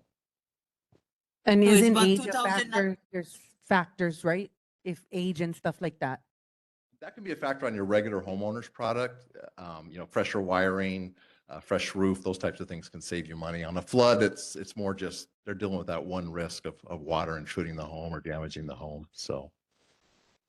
Okay, and then also the president is attacking FEMA, so funding may not be there, so that I guess that would be falling on the state responsibility. But all in all, thank you for the additional information. Okay, thank you. We're taking the last person, TJ Charisma, online. Go ahead. Hi, aloha. Can you, oh, shucks, sorry. Anyway, just to also let you know that I am the vice chair of the Wahiawa Whitmore Village Neighborhood Board. But the reason that I'm paying particular attention tonight is because I have Ohana along that coastline. So I think it would have been really helpful if the information that was shared tonight, and if and when you folks come to the Wahiawa Whitmore Village Neighborhood Board number 26, if and when you come to our meeting to do a similar presentation, could you also fashion your presentation to the area? And then my question is, you were talking about insurance policies, but like board member, I think that's Uncle Landon was mentioning about those who are renters and they are on a fixed income. Do you folks have any resources for renters insurance and things of that nature that can be shared with not only the Wai'anae and the Leeward Coast community, but also with the Wahiawa Whitmore Village community? Mahalo. Thank you for your comments. Yes. So what we'll do actually is we'll update our presentation before we share the slides with the neighborhood board, and we'll include more local information. We also have a really big map. It's in our car. We had planned to bring it, but we weren't sure where to tape it up in here. So our apologies for that. We will update our slides and make it more relevant. In terms of renters information, we do have a handful of pamphlets here this evening. Also, that same information is on our website. Additionally, if you do have people where maybe English is not first language, we have a host of other languages available on our website with additional information. So we are providing a lot, as much as we can. We also have information for folks if you live in a condo. So there's particular information for that as well. And there was one other question in that. Am I forgetting? I was asking Oh. about renters insurance for Yes. uh-huh.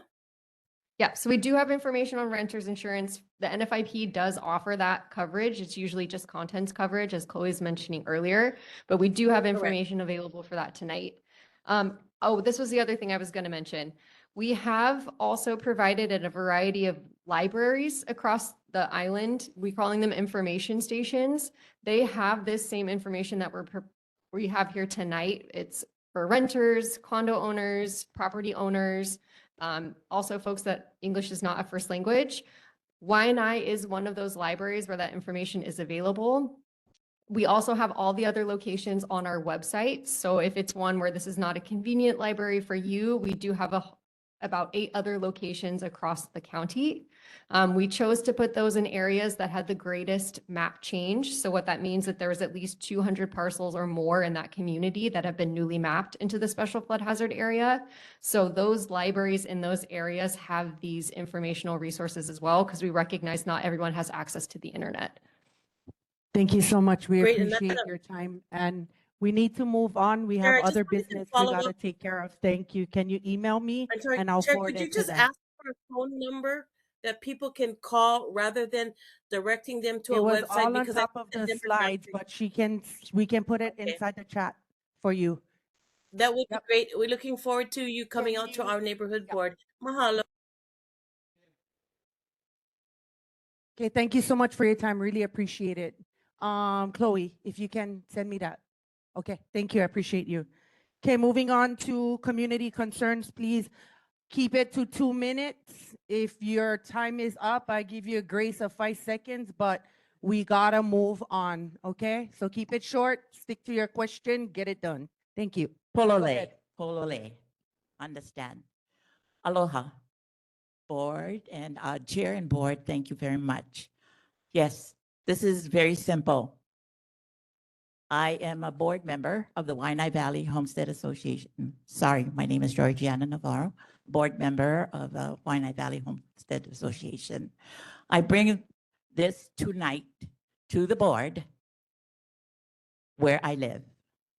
This is an obstruction of safety hazard and health to our kupunas, to our neighbors, to the entire neighborhood of the Wai'anae Valley. Just to bring you up to date, board,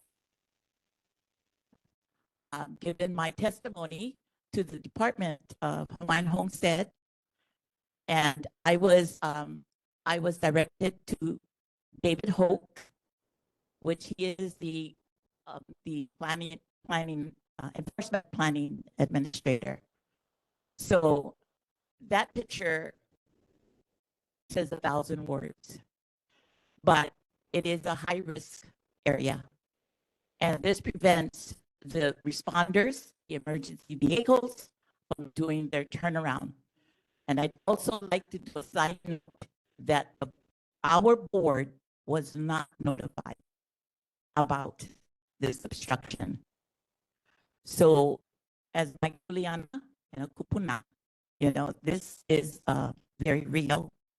And it's been 2 weeks now, but I have turned in my letter, my testimony, the photos already to DHHL, to the Honolulu Fire Department, to the Honolulu Police Department here in Wai'anae.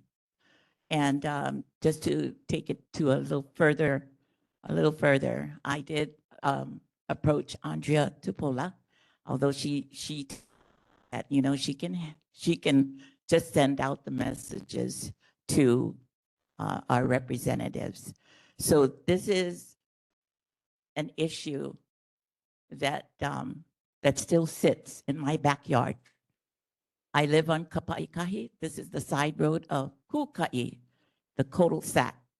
And as everybody know, our location is a very high-risk area, a fire area. I thank you for your time, but I would like, on a last note, I would like Neighborhood Board 24 to support our Homestead Association. Thank you so much. Is there any questions? Nope, there's community concern, so you just state your concern and then the appropriate people will be notified in regards to your concern. Yes, this is my deep concern. Thank you. Because it is a safety and health hazard issue. Mahalo. Thank you. Thank you, community, for listening. Okay, come to the mic, state your name.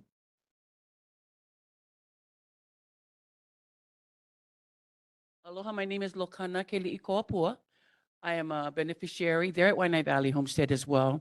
And although our public cannot see what Georgie is trying to display, what it is like a cow gate that is actually instructed. It's on the street. It's not on the sidewalk, but it's on the street. And so for her, it's pretty much an obstruction. And I guess, whoever made it, her concern is, how did it happen without even the neighbors having any inquiry on this, any notification of this, and let alone the board. I mean, people may not recognize us, and we're still trying to do things in our community to make it pono for all. So this is what she's trying to describe, as you may not see her photo, but it is fenced. It's a fencing with the cow gate, and it's locked. So there's no way that there's access. I don't know who did it, but this is what I think her kuleana is. And on a last note, thank you.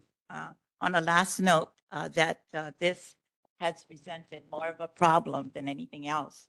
But when you, it breaks my heart that the community cannot continue to use this cul-de-sac, you know, as a turnaround, as for the children to go and play safely into. I want to thank our board that's here to support this last minute testimony. But yes, I just took it upon myself and everybody concerned to come forward and help me. Mahalo. Thank you. And on a good note, we are celebrating Prince Kuhio, which is March 26th. So as you heard the last time we had our meeting here, we have a ki'i. We have a memorial of our prince in our homestead at the pavilion. But we will be having something small. We always want to recognize our prince. But without him, there would be no Hawaiian Homes Commission Act. Without him, there would be no homesteads on all of the island. So whatever recognition there is, we Wai'anae Valley have been doing so. And we will continue to do so and invite you. We're trying to educate our ohana from the keiki to the kupuna. And we're just going to have little kind of games, some small things, but it's educational and fun. And that will be on Thursday, the 26th of March from 10 a.m. to 12 p.m. So if you're available, come and join us. Mahalo. Auntie, just to clarify, what was the address the cattle gate is by? This will be, that? Yeah, it's for the cattle gate.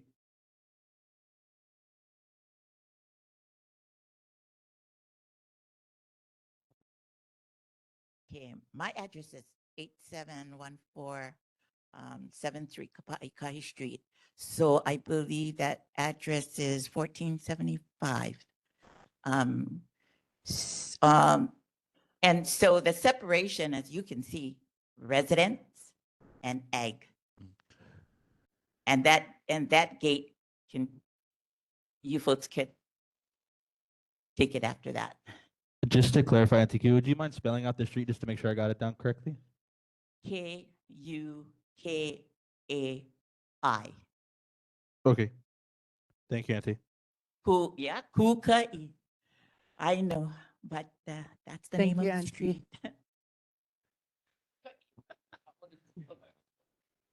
Oh, come on. Pikachu, can you put the mic on top of the stand? We don't like them fall and broken and we don't have a mic. Okay, go ahead. Check. All right, Pikachu, Shelby, we got 2 minutes. We'll make it nice and quick. A lot of stuff to address. So we had the city and county meeting. If you guys didn't see, it was supposed to address about the landfills.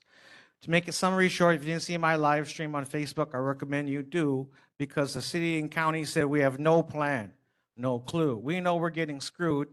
Patty Teruya told Jen Boniz to sit back down and go back to cage, show 2 News, and Pikachu was shocked what's coming out of Wai'anae and Nanakuli's mouth.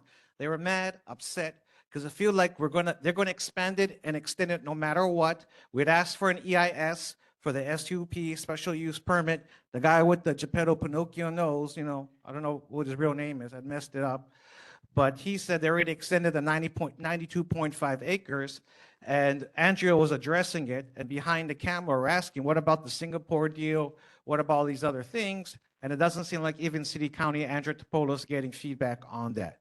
So there is something, we are working with Joff, the chief of Refuse, and we are looking at tours. I know Malia's on the chain. Maybe the other neighborhood boards are watching. So if y'all want to go on a tour, they're willing to take a bus, maximum 60, and we can go all see H-Power, her, all these other things they're doing. So we can test the water, test the soil, because I'm going to get some samples, and we're going to see if we can send it up to the lab and see what we can do with that. So you must all come on a tour with us, because the community is invited as well. And with the 30 seconds remaining left, I want to say, as chairman of the Ohana Unity Party, I condone the war on Iran. I condone what President Trump has done. If I was president of the United States and I assassinated someone's other country's president through unilateral war, through missiles, and setting them up by having a meeting, which negotiation, which another party revealed, I do not support that whatsoever. Neither does the Lo'aaina Party, Libertarian Party, Green Party, I'm sure the Democratic Party as well, because the news did not say that which is bias. So Pikachu has to say it and also represent the Kingdom of the Hawaiian Islands. We do not support the war. Thank you very much. Aloha. Thank you. Next to the mic, please. Aloha, Kalei Saucedo. You know, my concern, I have a lot of concerns, okay? Number one, we have the neighborhood board, okay? We haven't been having some of them, they haven't been having the committees. That's a concern, you know? And the other thing is, the board, you folks have all this information with the Army, the Navy, the Board of Water Supply. You guys have the HPD information. The chair sends it to you. You folks have the emails. You guys can ask that questions, anything, ask the questions. So when the community comes out, we are allowed to ask questions, not the board taking the time. You are here to hear your community's concern. You can ask any question because you are in direct contact. When you folks get the emails from HPD, whatever you name it, from bottom water supply. So that is a concern I have because every time you got the chair, got to squeeze, time, and sometimes the community don't get heard. So that is one other concern I wanted you guys to know. Now, my other concern is we got to remember you live in a 96792. What happens in Nanakuli affects Wai'anae. What happens in Wai'anae affects Nanakuli. You know, so do not say Wai'anae, Nanakuli, Miley. We all in it as one. And if you're not going to be in it, then you're in the wrong seat. You're in the wrong seat. The other thing is, I got heaviness, you know. When you guys did the voting, I respect. I'm Kanak Maole. But when you guys went vote in just having it and not the American flag or anything, what is wrong in having an American flag? You don't have to stand and praise the American flag if you disagree with it. But I'm not going to stand here and let somebody slap my grandparents in the face or my father in the face when they gave me my freedom. I wasn't even born yet. So this is a big heavy on my chest. Auntie Kalei, I'm proud Hawaiian, but I tell you something. I do not segregate another human. I'll listen to them, but I will not segregate. So think about that. I'm very proud of my grandfather and my dad that passed away. They gave me my freedom. And they were Hawaiians. In the old days, Hawaiians was fighting against Hawaiians. What's the difference? Find the pono, not the pilau. thank you, Auntie Kalei. Appreciate. Anybody else in person wants to come to the mic? Come. Aloha, kapua. I just want to help my brother Pikachu over there. He does not condone the war. He actually condemns the war. We just needed that clarification. Okay. And I am in agreement with him.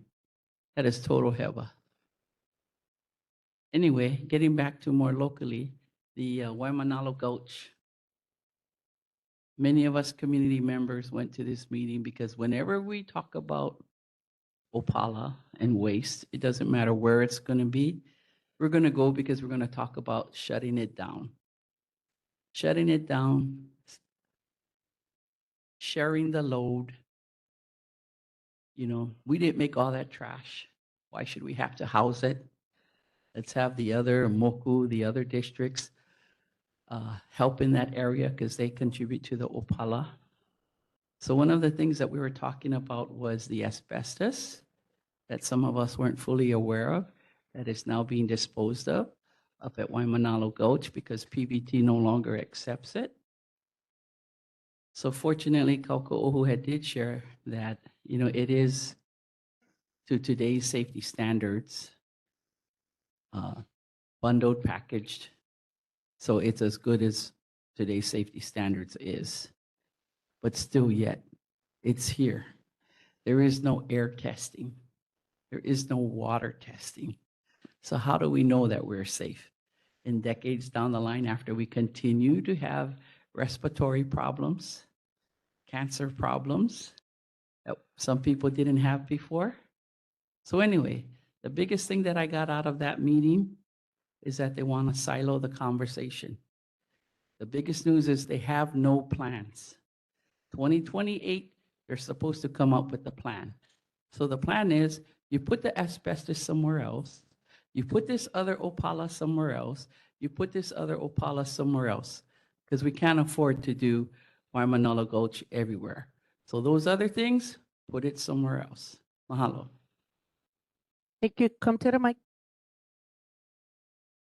Aloha, Peter Mulder from Macaw. I just heard about the flag thing. That sounds pretty heavy. I don't know who voted against not having an American flag. That's pretty pathetic. That is bullshit, to be honest.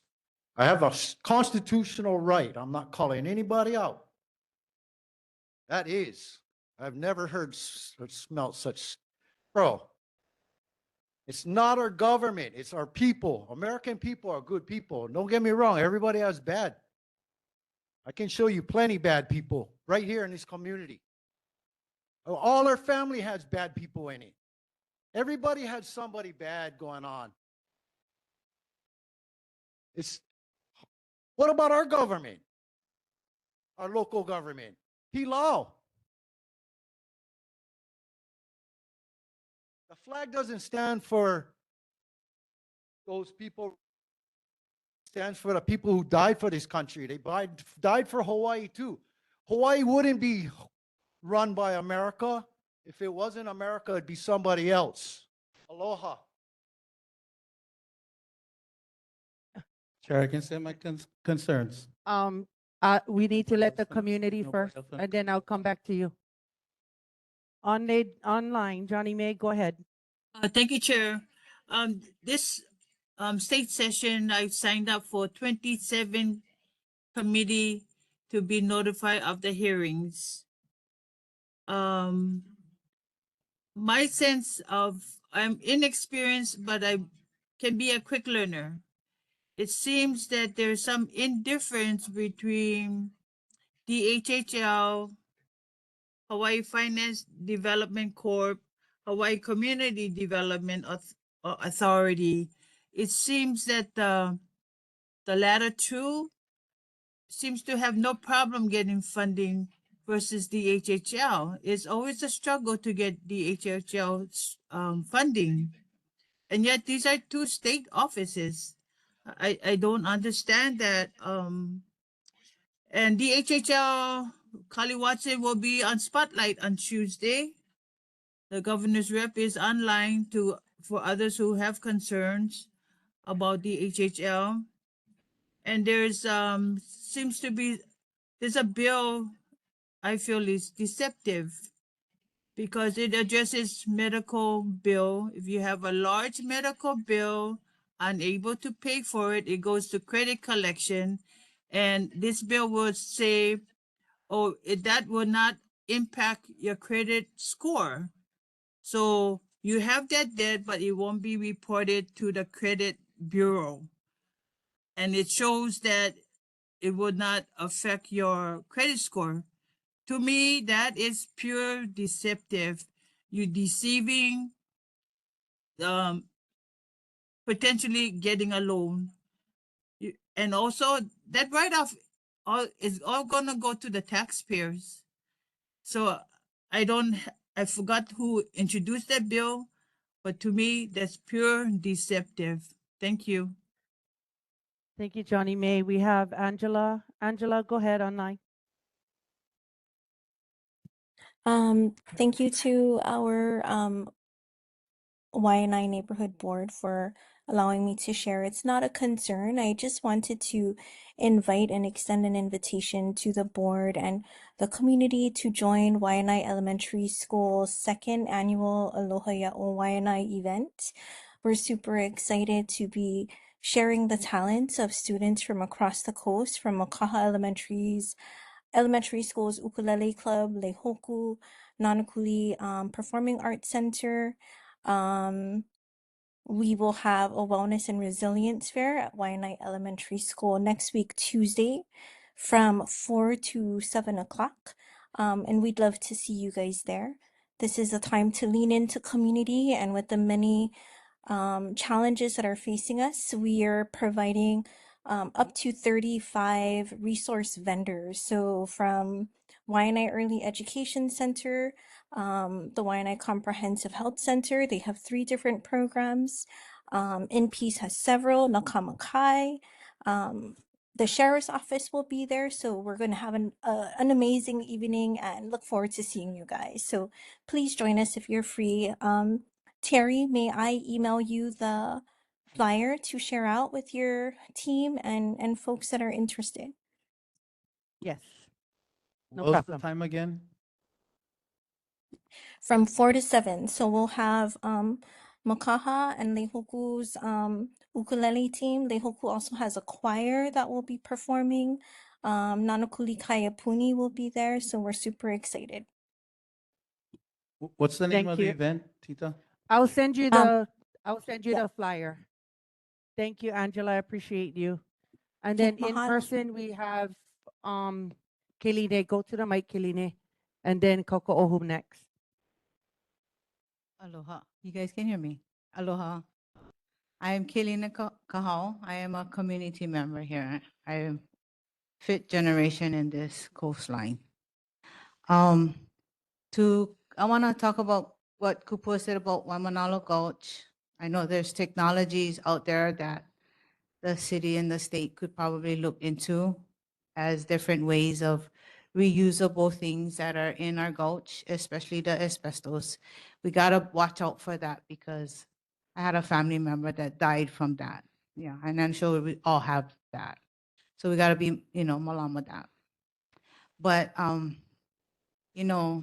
we all have, when we sit on this type of boards, we need to be kind and respectful about everyone's belief, their culture, what they believe, And the reason why I talk about this is because we're talking about an American flag, the Hawaiian flag, the culture, and all of these things. We all have hurt feelings. We all have understandings of different ways, yeah? But what I'm trying to bring is that we sit on a community board here, and we should all respect one another in different ways, no matter what shapes or form we are at. And the reason being is that I understand there are things that have been done to Hawaii and to many other places that we are not happy about that the United States have done. But we do need to have some kind of respect for one another. And that's what I'd like to see in our area is respect. Because I do have family members who were forced into fighting a war. And I also have family members that went in because that was their choice, even though they understood what Hawaii went through. But it was the way and the life, and that is how we have my family. But how did we go through it? With kindness and respect. It was not compromised. It was called respect. If we do understand kapu aloha or even aloha at this time, please let's have that because there's only one race and it's called the human race. Human race. Thank you, Keline. And that's what I'd like to share. I love and respect all of you, and I wish that we can do the same for each other. Aloha. Thank you. Anybody else in person before I go to the board? Coco Ohu. Chair, Nani was asking if she could go first. She said she got pushed back twice, so I can go after Nani. She's ready to go. It's not called pushback. When we gotta move on to the next subject, that's what happens. It's not picking on anybody I in particular. understand it was So not if said. you want to give it time to you, go ahead, Manny. You can Yeah, go first. Mahalo No Chair. problem. Mahalo Chair. I apologize. It wasn't meant in that way. And so, yeah, I understand the timing is important. So mahalo kako, aloha no. Angela, mahalo for bringing forth that invitation to our community. Wanted to just share upon that. that it is a collaboration of Pilina through Kids Hurt to Hawaii, in which Dana and I, board member Dana and I, are a part of. And so I wanted to just share what Kids Hurt 2 is a little bit so our community knows, because there's so much trauma and violence that's happening within our community at this moment. And our kids are traumatized. We are traumatized, as shown in this meeting tonight. And so we need to find better ways of building that pilina so we can understand what our kids are going through. And so Kids Hurt 2 is a peer sport organization that helps 3 to 19 years old dealing with trauma from loss of one parent or two, through incarceration, through drugs, through whatever. And it doesn't have to, it's death as well. It's all the trauma that we deal with. And so we're in Nanaikapono, we're in Kavaihona, we're in Makaha, we're about to be in Nanakuli High School and intermediate, and working on Wai'anae Elementary. We went to Wai'anae Intermediate and we're working on that, and we're moving into Wai'anae High School as well. And so coming along the whole coastline to build Pilina again with our kids and culture, adding culture in that. And so this event is free for everybody. Aloha ia o Wai'anae. Please come. Please bring your keiki. And if your ohana, your keiki that are in school needs Kids Hurt too, please seek out the counselors, seek out the po'os. If Paul is still there, we definitely would love to go to Kamaile.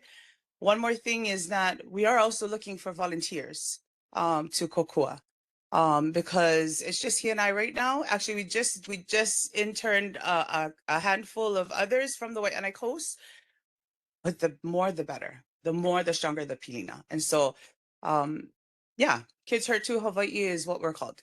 Another thing that I wanted to bring up, if I still have time, Chair, sorry, Keline, mahalo for that message. I agree 100%. Aloha is the only way. And so I don't know who was that was speaking, but I just need to share that that information that you got was incorrect.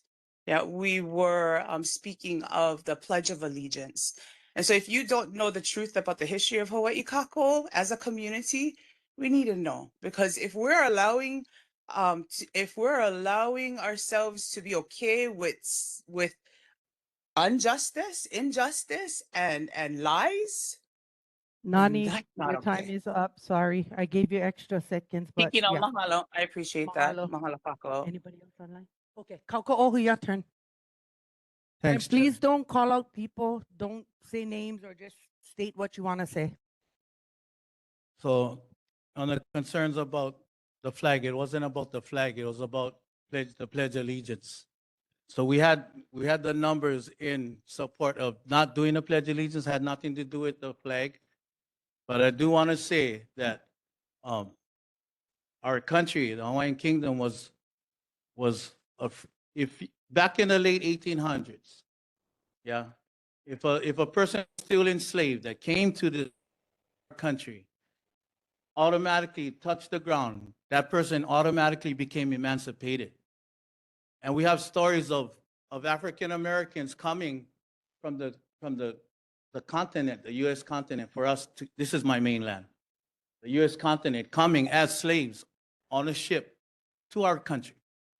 And because of our laws that we have at the Hawaiian Kingdom, they became automatically emancipated. Yeah, and they could also have their own businesses, and there are documentations of African Americans. Now, this is in the late 1800s, when all the way up to the 1970s, they still were having a hard time to even get a business. So I'm just sharing that about the freedom. The Hawaiian Kingdom was a multi-ethnic country that we allowed. We included everybody. Yeah. And so, and all of us here wasn't raised up in knowing our true history. Yeah. So that's what I'm talking about. And Peter, I love you, brother. We have no quarrels. And I'm just sharing that I was part of that. We voted on not doing the Pledge of Allegiance. Yeah. Wasn't about the flag. And, you know, because my kupuna, they didn't suffer because we still here today. And our queen did the ultimate sacrifice. We cannot forget that. She was in prison in her own bedroom under treason. So we have a history that a lot of us don't even know about it. We always raised up indoctrinated, but we have our own history, our own history that we are still. I just have to say, you guys don't have to listen to what I'm saying, but hear what I'm saying and do your research. You're gonna find out it's true. That's all I have to say. Aloha. Thank you, Coco. Nope. Okay, so since we're already on the subject, we're gonna take the agenda out of order. So 8.5, reconsideration to rescind motion to not have the Pledge of Allegiance at every regular board meeting. Okay, just to provide some context, the reason why this is on the agenda, reconsideration to rescind, the motion was made in the negative. So the motion was made to not have, which made the voting confusing. And after receiving communication that people misinterpreted the vote, this was put on the agenda just to make sure that it was accurate. Board members voted opposite of what the motion was. So in this case, since the motion was made in the negative sense, technically ayes were noes and nays were yeses, if that makes sense. So the voting was opposite. So that's why this is on the agenda. So just the formality, a motion needs to be made to rescind the motion. That vote has to be taken, and then the motion again has to be made in the affirmative. So the motion in that sense would be, I move to have the Pledge of Allegiance on the agenda. That way the vote is more clear for everybody. So the original motion has to be to rescind the motion, and then we can further on the conversation from there.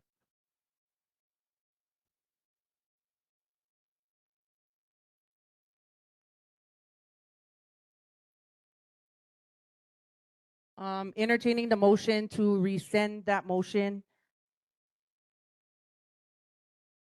I'll make the motion to rescind. What is it? Where's it at? Need a second. I'll make the motion. Okay, Lanford second, yes. So now need a motion. Oh, sorry, all those in favor? My apologies. Is there going to be any discussion or call for discussion? Can discuss, no problem. Discussion. So when we did it that first time, so you're saying that all of us never understand what we was doing when we didn't pass that motion? Yeah, so just to clarify, since the motion was made I don't want to say negative for lack of better words, but since the motion was made to not have the Pledge of Allegiance on the agenda, the voting was technically the opposite. So if you voted aye, you were voting no, and if you're voting nay, you're voting yes to have it on the agenda. So that's where the confusion happened. So after some communication from some board members, it was recommended to get put back on the agenda just so everybody was clear on the process that this takes for the motion.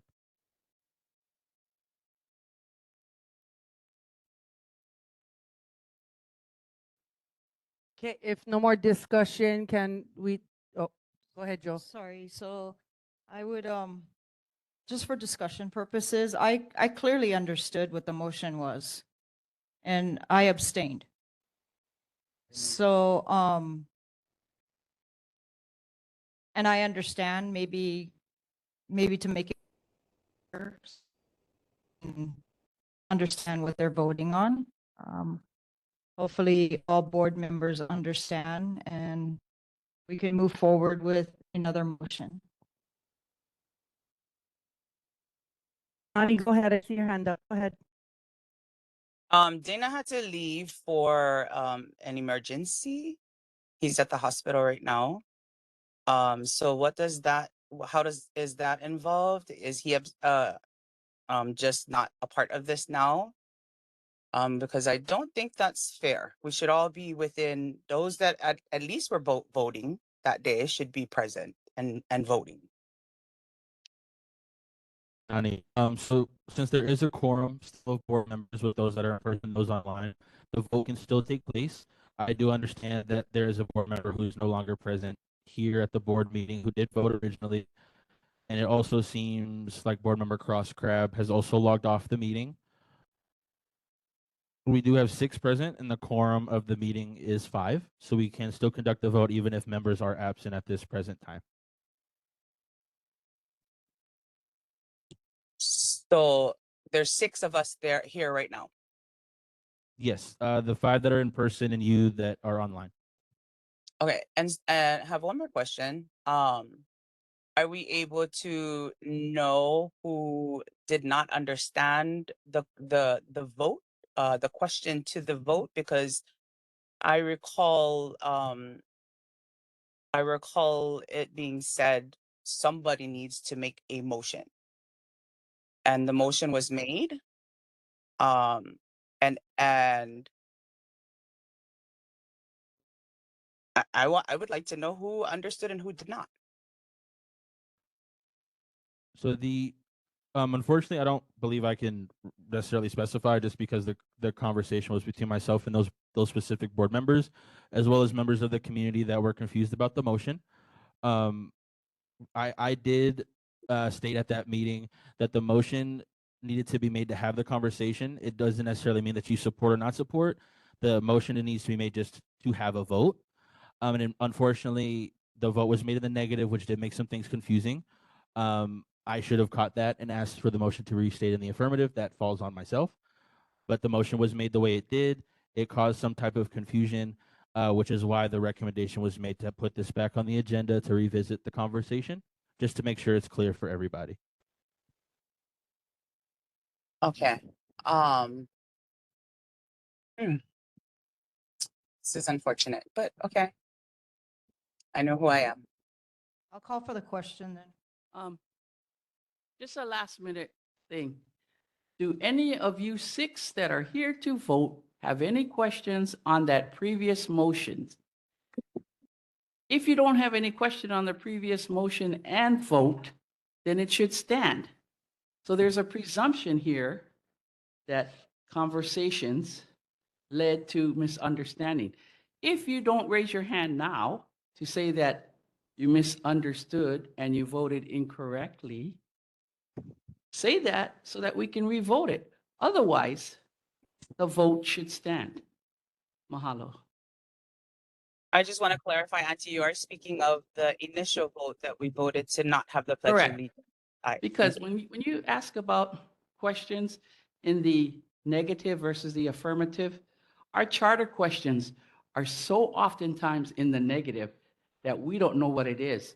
So let's not hold our board to a standard that the county doesn't even comply with. Mahalo. Thank you. Yeah, I do hear the concern, Auntie. It's just because there was communication made that the vote was confusing for some. That's why I recommended to chair to put it on the agenda just to make sure that it's clear for the board members as well as the community. So the motion to rescind doesn't necessarily mean that we're going to have the Pledge of Allegiance on the agenda. It's just to rescind the original motion to make the new motion happen, which would be to have the Pledge of Allegiance on the agenda, and then board members can vote accordingly whether they would like to have it in aye or not have it in nay. The original motion made that switched, and not many people were aware of that switch, which made it confusing. So that was more of a recommendation from my part to make sure it's clear for the record.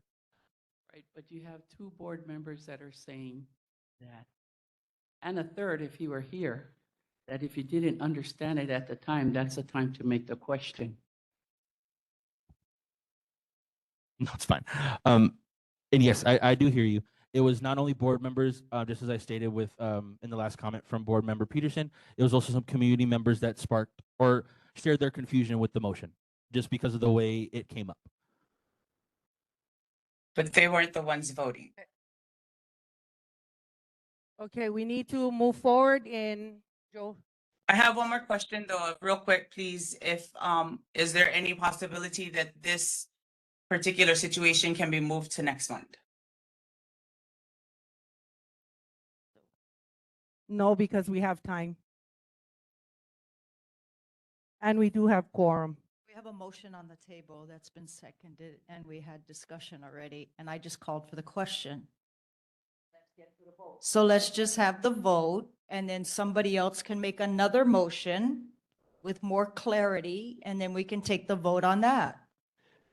And we'll do a roll call vote for this one. I know before we did the voice vote, so we'll do a roll call for this is to rescind the original motion in item 8.5. So when I call your name, please use the microphone. Board Member Jordan, Yes. Board Member Hopu, Yes. Board Member Lanford, Yes. Board Member Wahilani, Aole. Board Member Peterson, Hola. and no, you can. And Chair Savainaya. Aye. With that vote count, this vote received 4 votes for aye, 2 votes for nay, so neither. So the motion did not receive the quorum vote. The motion does stand as is to not have the Pledge of Allegiance on the agenda.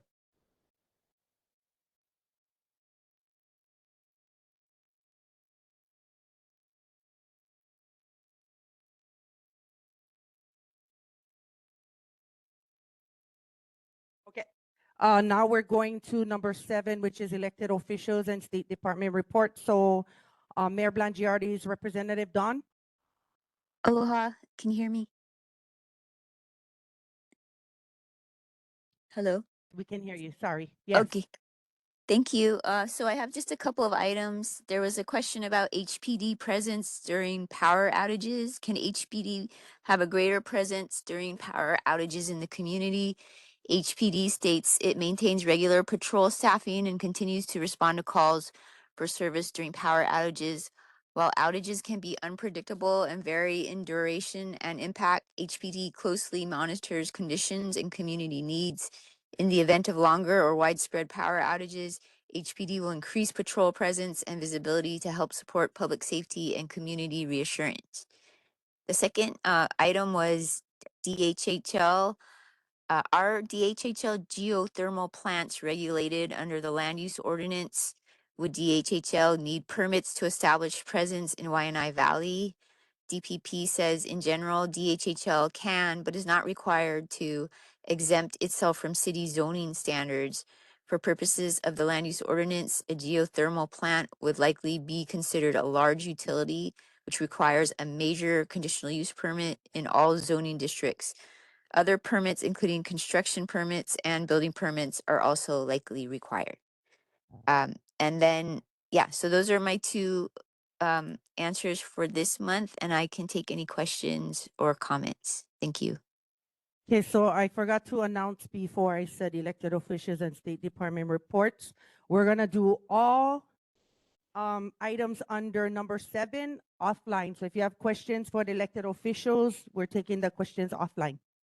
Okay, thanks. Because of time constraint, it's already 9:02. So thank you, Don. I appreciate you. Council Member District 1, Andrea Tupola. Tika, go ahead. Hi, Chair and board members. Sorry for my absence in person. Really quick on time. I just wanted to share that the landfill task force resol. I know that you guys got the email and had sent in your letter of support. So we thank you for that. And then I also wanted to share an upcoming renaming of the Wai'anae District Park. So it'll be the Shinge Nagamine renaming, which will be on April 11th at the District Park, Wai'anae District Park, at 10 a.m. It was in the West Side Stories and also be posted up in social medias, and the flyers will go out publicly throughout the time before the event. But I am open for any questions. Oh, wait. Kika, we're gonna do questions offline. So thanks for your time. We really appreciate you. Okay, thank next, you. Yep, no problem. Next is Governor Green's rep, Diamond. Aloha, Diamond here. I believe all of my governor questions were relayed via email to the board, so that should be complete. Any others, like you said, can be sent via email. In regards to DHHL, I do have some information for Auntie Kapua. So if she can text me or email me somehow, I can get her permitting stats, which I believe she'd find helpful. Other than that, we've been getting active on the neighbor islands. We did some leases on Kauai this past weekend. Next weekend, we are doing 400 leases in Panaeva. The following weekend, we have ag leases in Honomu. We do return to Oahu in the summertime for some lease awards in Nanakuli and the Eva Beach area. So thank you. Thank you for your time. Appreciate you, Diamond. Next up, State Senator Samantha D. Court. Aloha Chair, board members, Samantha D. Court. I'll make this and then please feel free to reach out to me or my office for questions. I just wanted to let the community know that during our current administration, we were able to issue $1.8 million to Elepaio Social Services. They've been a critical part of feeding our community, our kupuna, our keiki, our families. They really stepped up during the federal shutdown and helped with $250 gift cards. Yeah. To families in need. So we were happy to support them in that way. And they're fully up and running with their kupuna pantries. And then also we have Ohana Night at Nanakuli High School this Friday. So please join us if you can. And then Wai'anae High School will be opening its first ever in any high school, a health learning lab in Hawaii. So Wai'anae High School will be the first ever to open up a health learning lab in the state of Hawaii in any high school. So very proud of the work that we're doing here on the Wai'anae coast. And then I do also wanted to shout out a Boys and Girls Club, Messiah Cargo, Matthew Messiah Cargo for winning the 2026 Boys and Girls Club of Hawaii Youth of the Year Award. I'm sure you all are very impressed as I was with his winning presentation. He did incredible. And we have great mentorship here on the Wai'anae coast. I did want to share that we will be acknowledging their work at the Ledge on March 31st. We will be having a presentation for them. So if you are available to come out, please come out. And lastly, I just got a text that Kayla Powell just won the pipeline bodyboarding championship today. So Makaha's very own Kayla Powell just won the pipeline bodyboarding competition at Pipeline today. So for everything else, my website is up and running. Please feel free to sign up for my e-newsletter. We are sending that out every single week. And so we're in full-blown session. So if there's any particular bills or interest that you have that's coming through, please let me know. Otherwise, that's it. But thank you very much, Chair. Thank you, board members, and thank you, community. Thank you, Senator DeCourt. Now State Representative Chris Muraoka.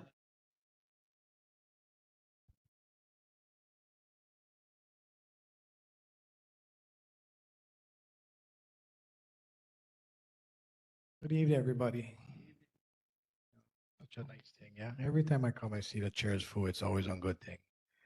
Thank you, Chair. Thank you, thank you, thank you. I'm tired. Been up all day, so keeping these things efficient.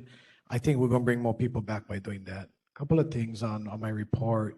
The biggest thing, if everybody in here can tell 5 people you know, YMCA and Wai'anae, I know for far too long they would look dormant. My office has been fighting. When I say fighting, I literally mean fighting. They tried to cancel a program for the spring just a few days ago because they claim we never have numbers. We got on the phone directly. We told them that's BS. We sat in a meeting, myself, council member, and other officials. They said this, and that. They're using our consensus for get money, and then they're not giving us our programs. Good news is they're having the programs. As of today, we get 31. They requested 30, and they tried to give us only 2 days to get the 30. But laugh at them now because we got the 30. Now we got 31. And after today's meeting, Representative Keela and myself, we had a meeting today, a wonderful, wonderful, super productive, super informational meeting. It's something that we did in light of a lot of what's going on. We had a meeting at Nanakuli Library with every single DOE principal on the 96792 codes, elementary, intermediate, high school. There was a lot of good information came out. There's going to be a lot of good things coming forward. Now we know what we all can do. One of the biggest things is attendance. Again, attendance. Parents got to do their part. These teachers can only do what they're doing. We all know we got teacher shortage. but we got to get the parents to get them out. Getting back to the YMCA, excuse me, I skipped that part. If we can get more numbers to the YMCA for spring break, it's from 7:30 in the morning to 5 o'clock in the afternoon. Meals are provided, transportation is provided. We all know out here, sometimes when we're on breaks, we wonder how our kids going to eat. That struggle is real. So if that's a good program, it's free. Get them out there, send them over, sign them up. We actually, because we turned in 31 today, they said, wow. And they left registration open till the end of the week. That's amazing. But we got to register so they can include the budget for their meals and stuff for spring break. So if you guys have any more kids that may want to go, it's fun. They have a lot of programs during spring break. And from 12 to 17. Yes.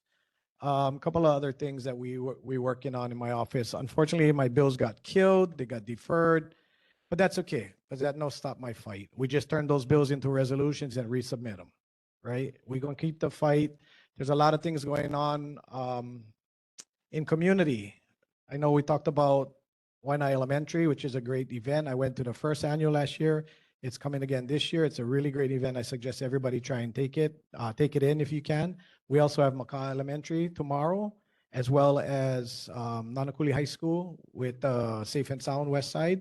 They're doing a collaboration with the high school and a family night. That's a really good event. Auntie Kim knows that, we were just up at Ohana Ola. You guys always hear me say we don't want to build. I'm against building brand new here in Wai'anae because we have facilities that we can rebuild and rehouse. So fortunately, we're all praying. I would appreciate everybody jump in on the prayer warriors, because if this individual can do what he thinks he can do and donate the time, effort, and money, we can take another 120 homeless families off the streets. So these are things we're working on. I wish I had more time, but I do want to invite each and every one of you guys to take advantage to come to my talk stories. My talk stories are 2 hours long, and we cover a plethora of information. We also do a Q&A at the end of every talk story. It's welcome to everybody. We always have food and snacks. The next one is March 20th, I believe, at Ark of Safety. We try to move around the whole coastline when we do it. We never stay in the same spot twice. So come out to my meetings. You guys will get a lot of information. Bring your questions, concerns, and whatever you want to ask me. That's how I learn. Okay? Thank you.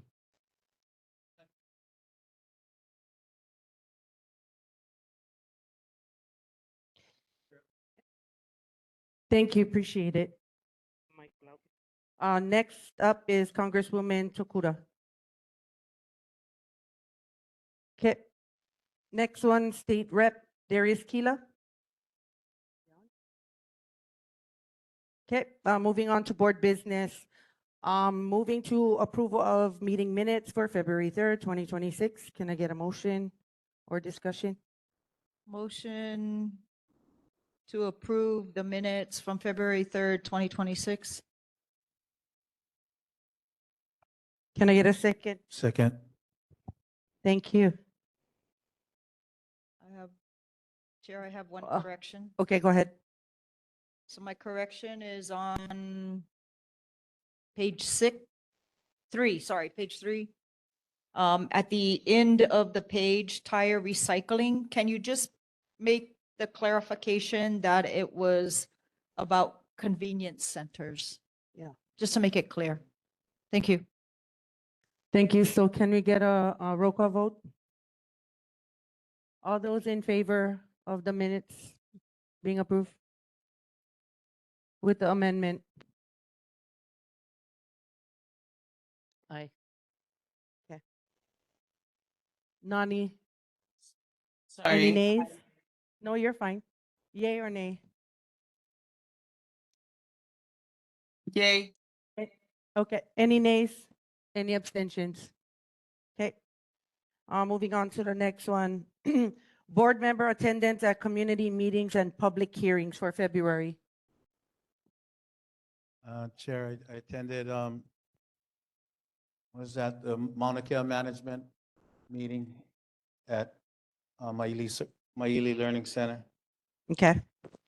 And then you and attend the Kalaniana Olea for the city, for the dump. Yeah. I also attended this past Monday. Okay. at Kalani Honolulu Beach Park for the waste management. Okay. Chair, I attended the Tour de Trash City and County on February the 26th. Okay, thank you. Nani online, you had any, excuse me, community meetings, I public was hearings? also there at the Mauna Kea meeting. Okay. And I participated in the DHHL just recently on the funding. Okay, awesome.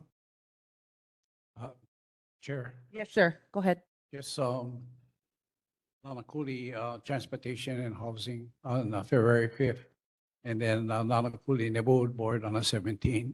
And then I attended last one on the 28th, I guess, was for the waste management and yeah, landfill.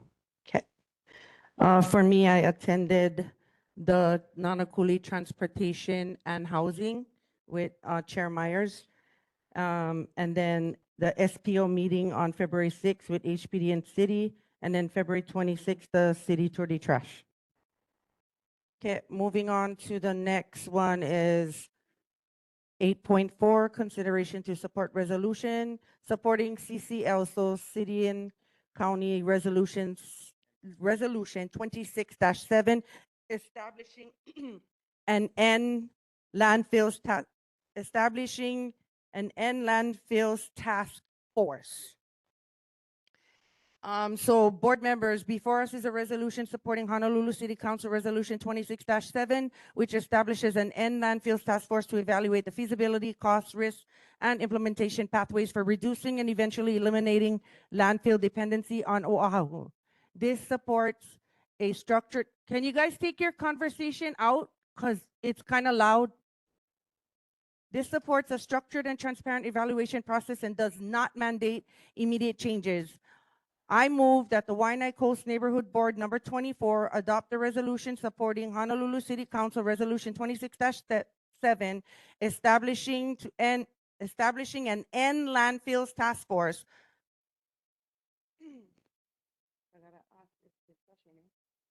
Or should I read it?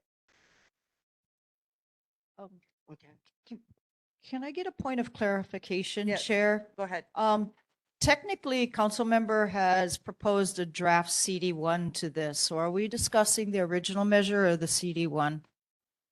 The original, because when that one came out, I believe my agenda was already in. Kika, are you still online?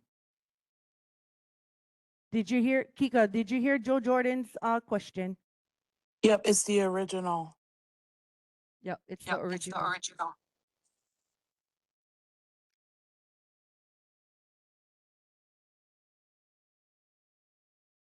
Okay, so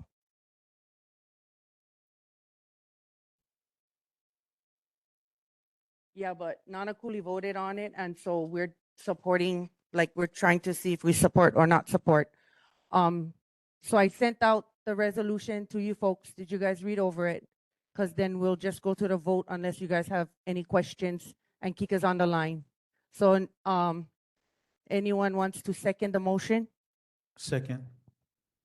Who made the motion? Sorry, I want clarification for him.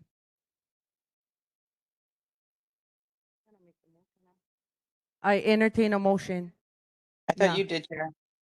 No, I cannot. So I entertain, that means somebody needs to make the motion and someone got a second.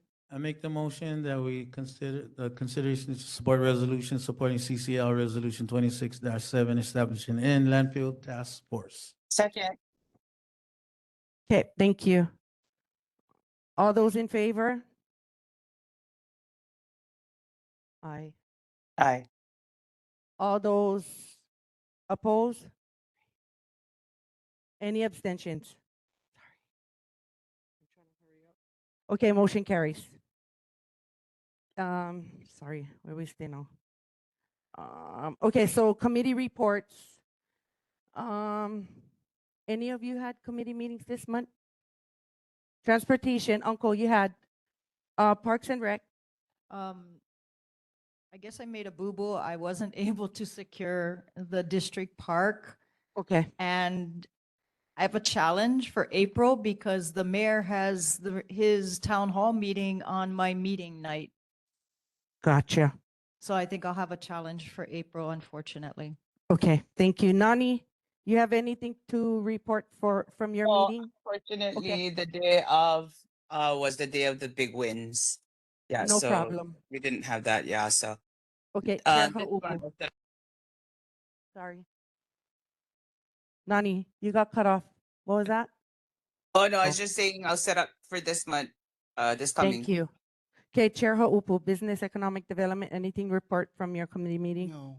Okay, Chair Newman for Natural Resources, Water, Land, and then, For the last two, for Natural Resources, Hawaiian Affairs, I know it's been some time, but we are still waiting on the update to get the location for, I'm drawing a blank on the location, but we are still waiting. I do ask for any type of clarifications or updates every month. So I'll go in tomorrow and ask for an update on the location. But I know you guys still want to meet at the same spot, yeah? Yeah, Oh, so it will be the last Sunday, okay, 2:30 to 4:30, but 2:30 to 3:30 is Dana's. okay. And then mine's is 3:30 to 4:30 at Kaupuni Park. Last Sunday. Yes. I'll clarify again tomorrow if there's any update with the location. I know we're still in limbo with that, but there has been a request for you guys. Okay, thank you. okay, and so we're moving on to announcements. Saturday, March 21st, the Legacy Prince Jonah Kuhio Kalani Anaole 8th Annual Festival at Kalani Anaole Beach Park from 3 p.m. to 8 p.m. Mayor Blangiardi's Town Hall meeting April 9th at 6:30 to 8:30 p.m. at Wai'anae District Park Gym. And then the fuel storage tank improvement, Wai'anae wastewater treatment plant status statutory 30-day public review and comment period starts. So comments are due by March 25th, 2026. So send your comments to comments@townscapeinc.com. And then the next regular board meeting is Tuesday, April 7, 2026 at 6:30 p.m. here still at the Wai'anae Public Library because we're following up for May to have it back at the multi-purpose room, but we'll notify the community. He has to follow up. So thank you everybody for your time. Really appreciate you guys. This meeting's adjourned.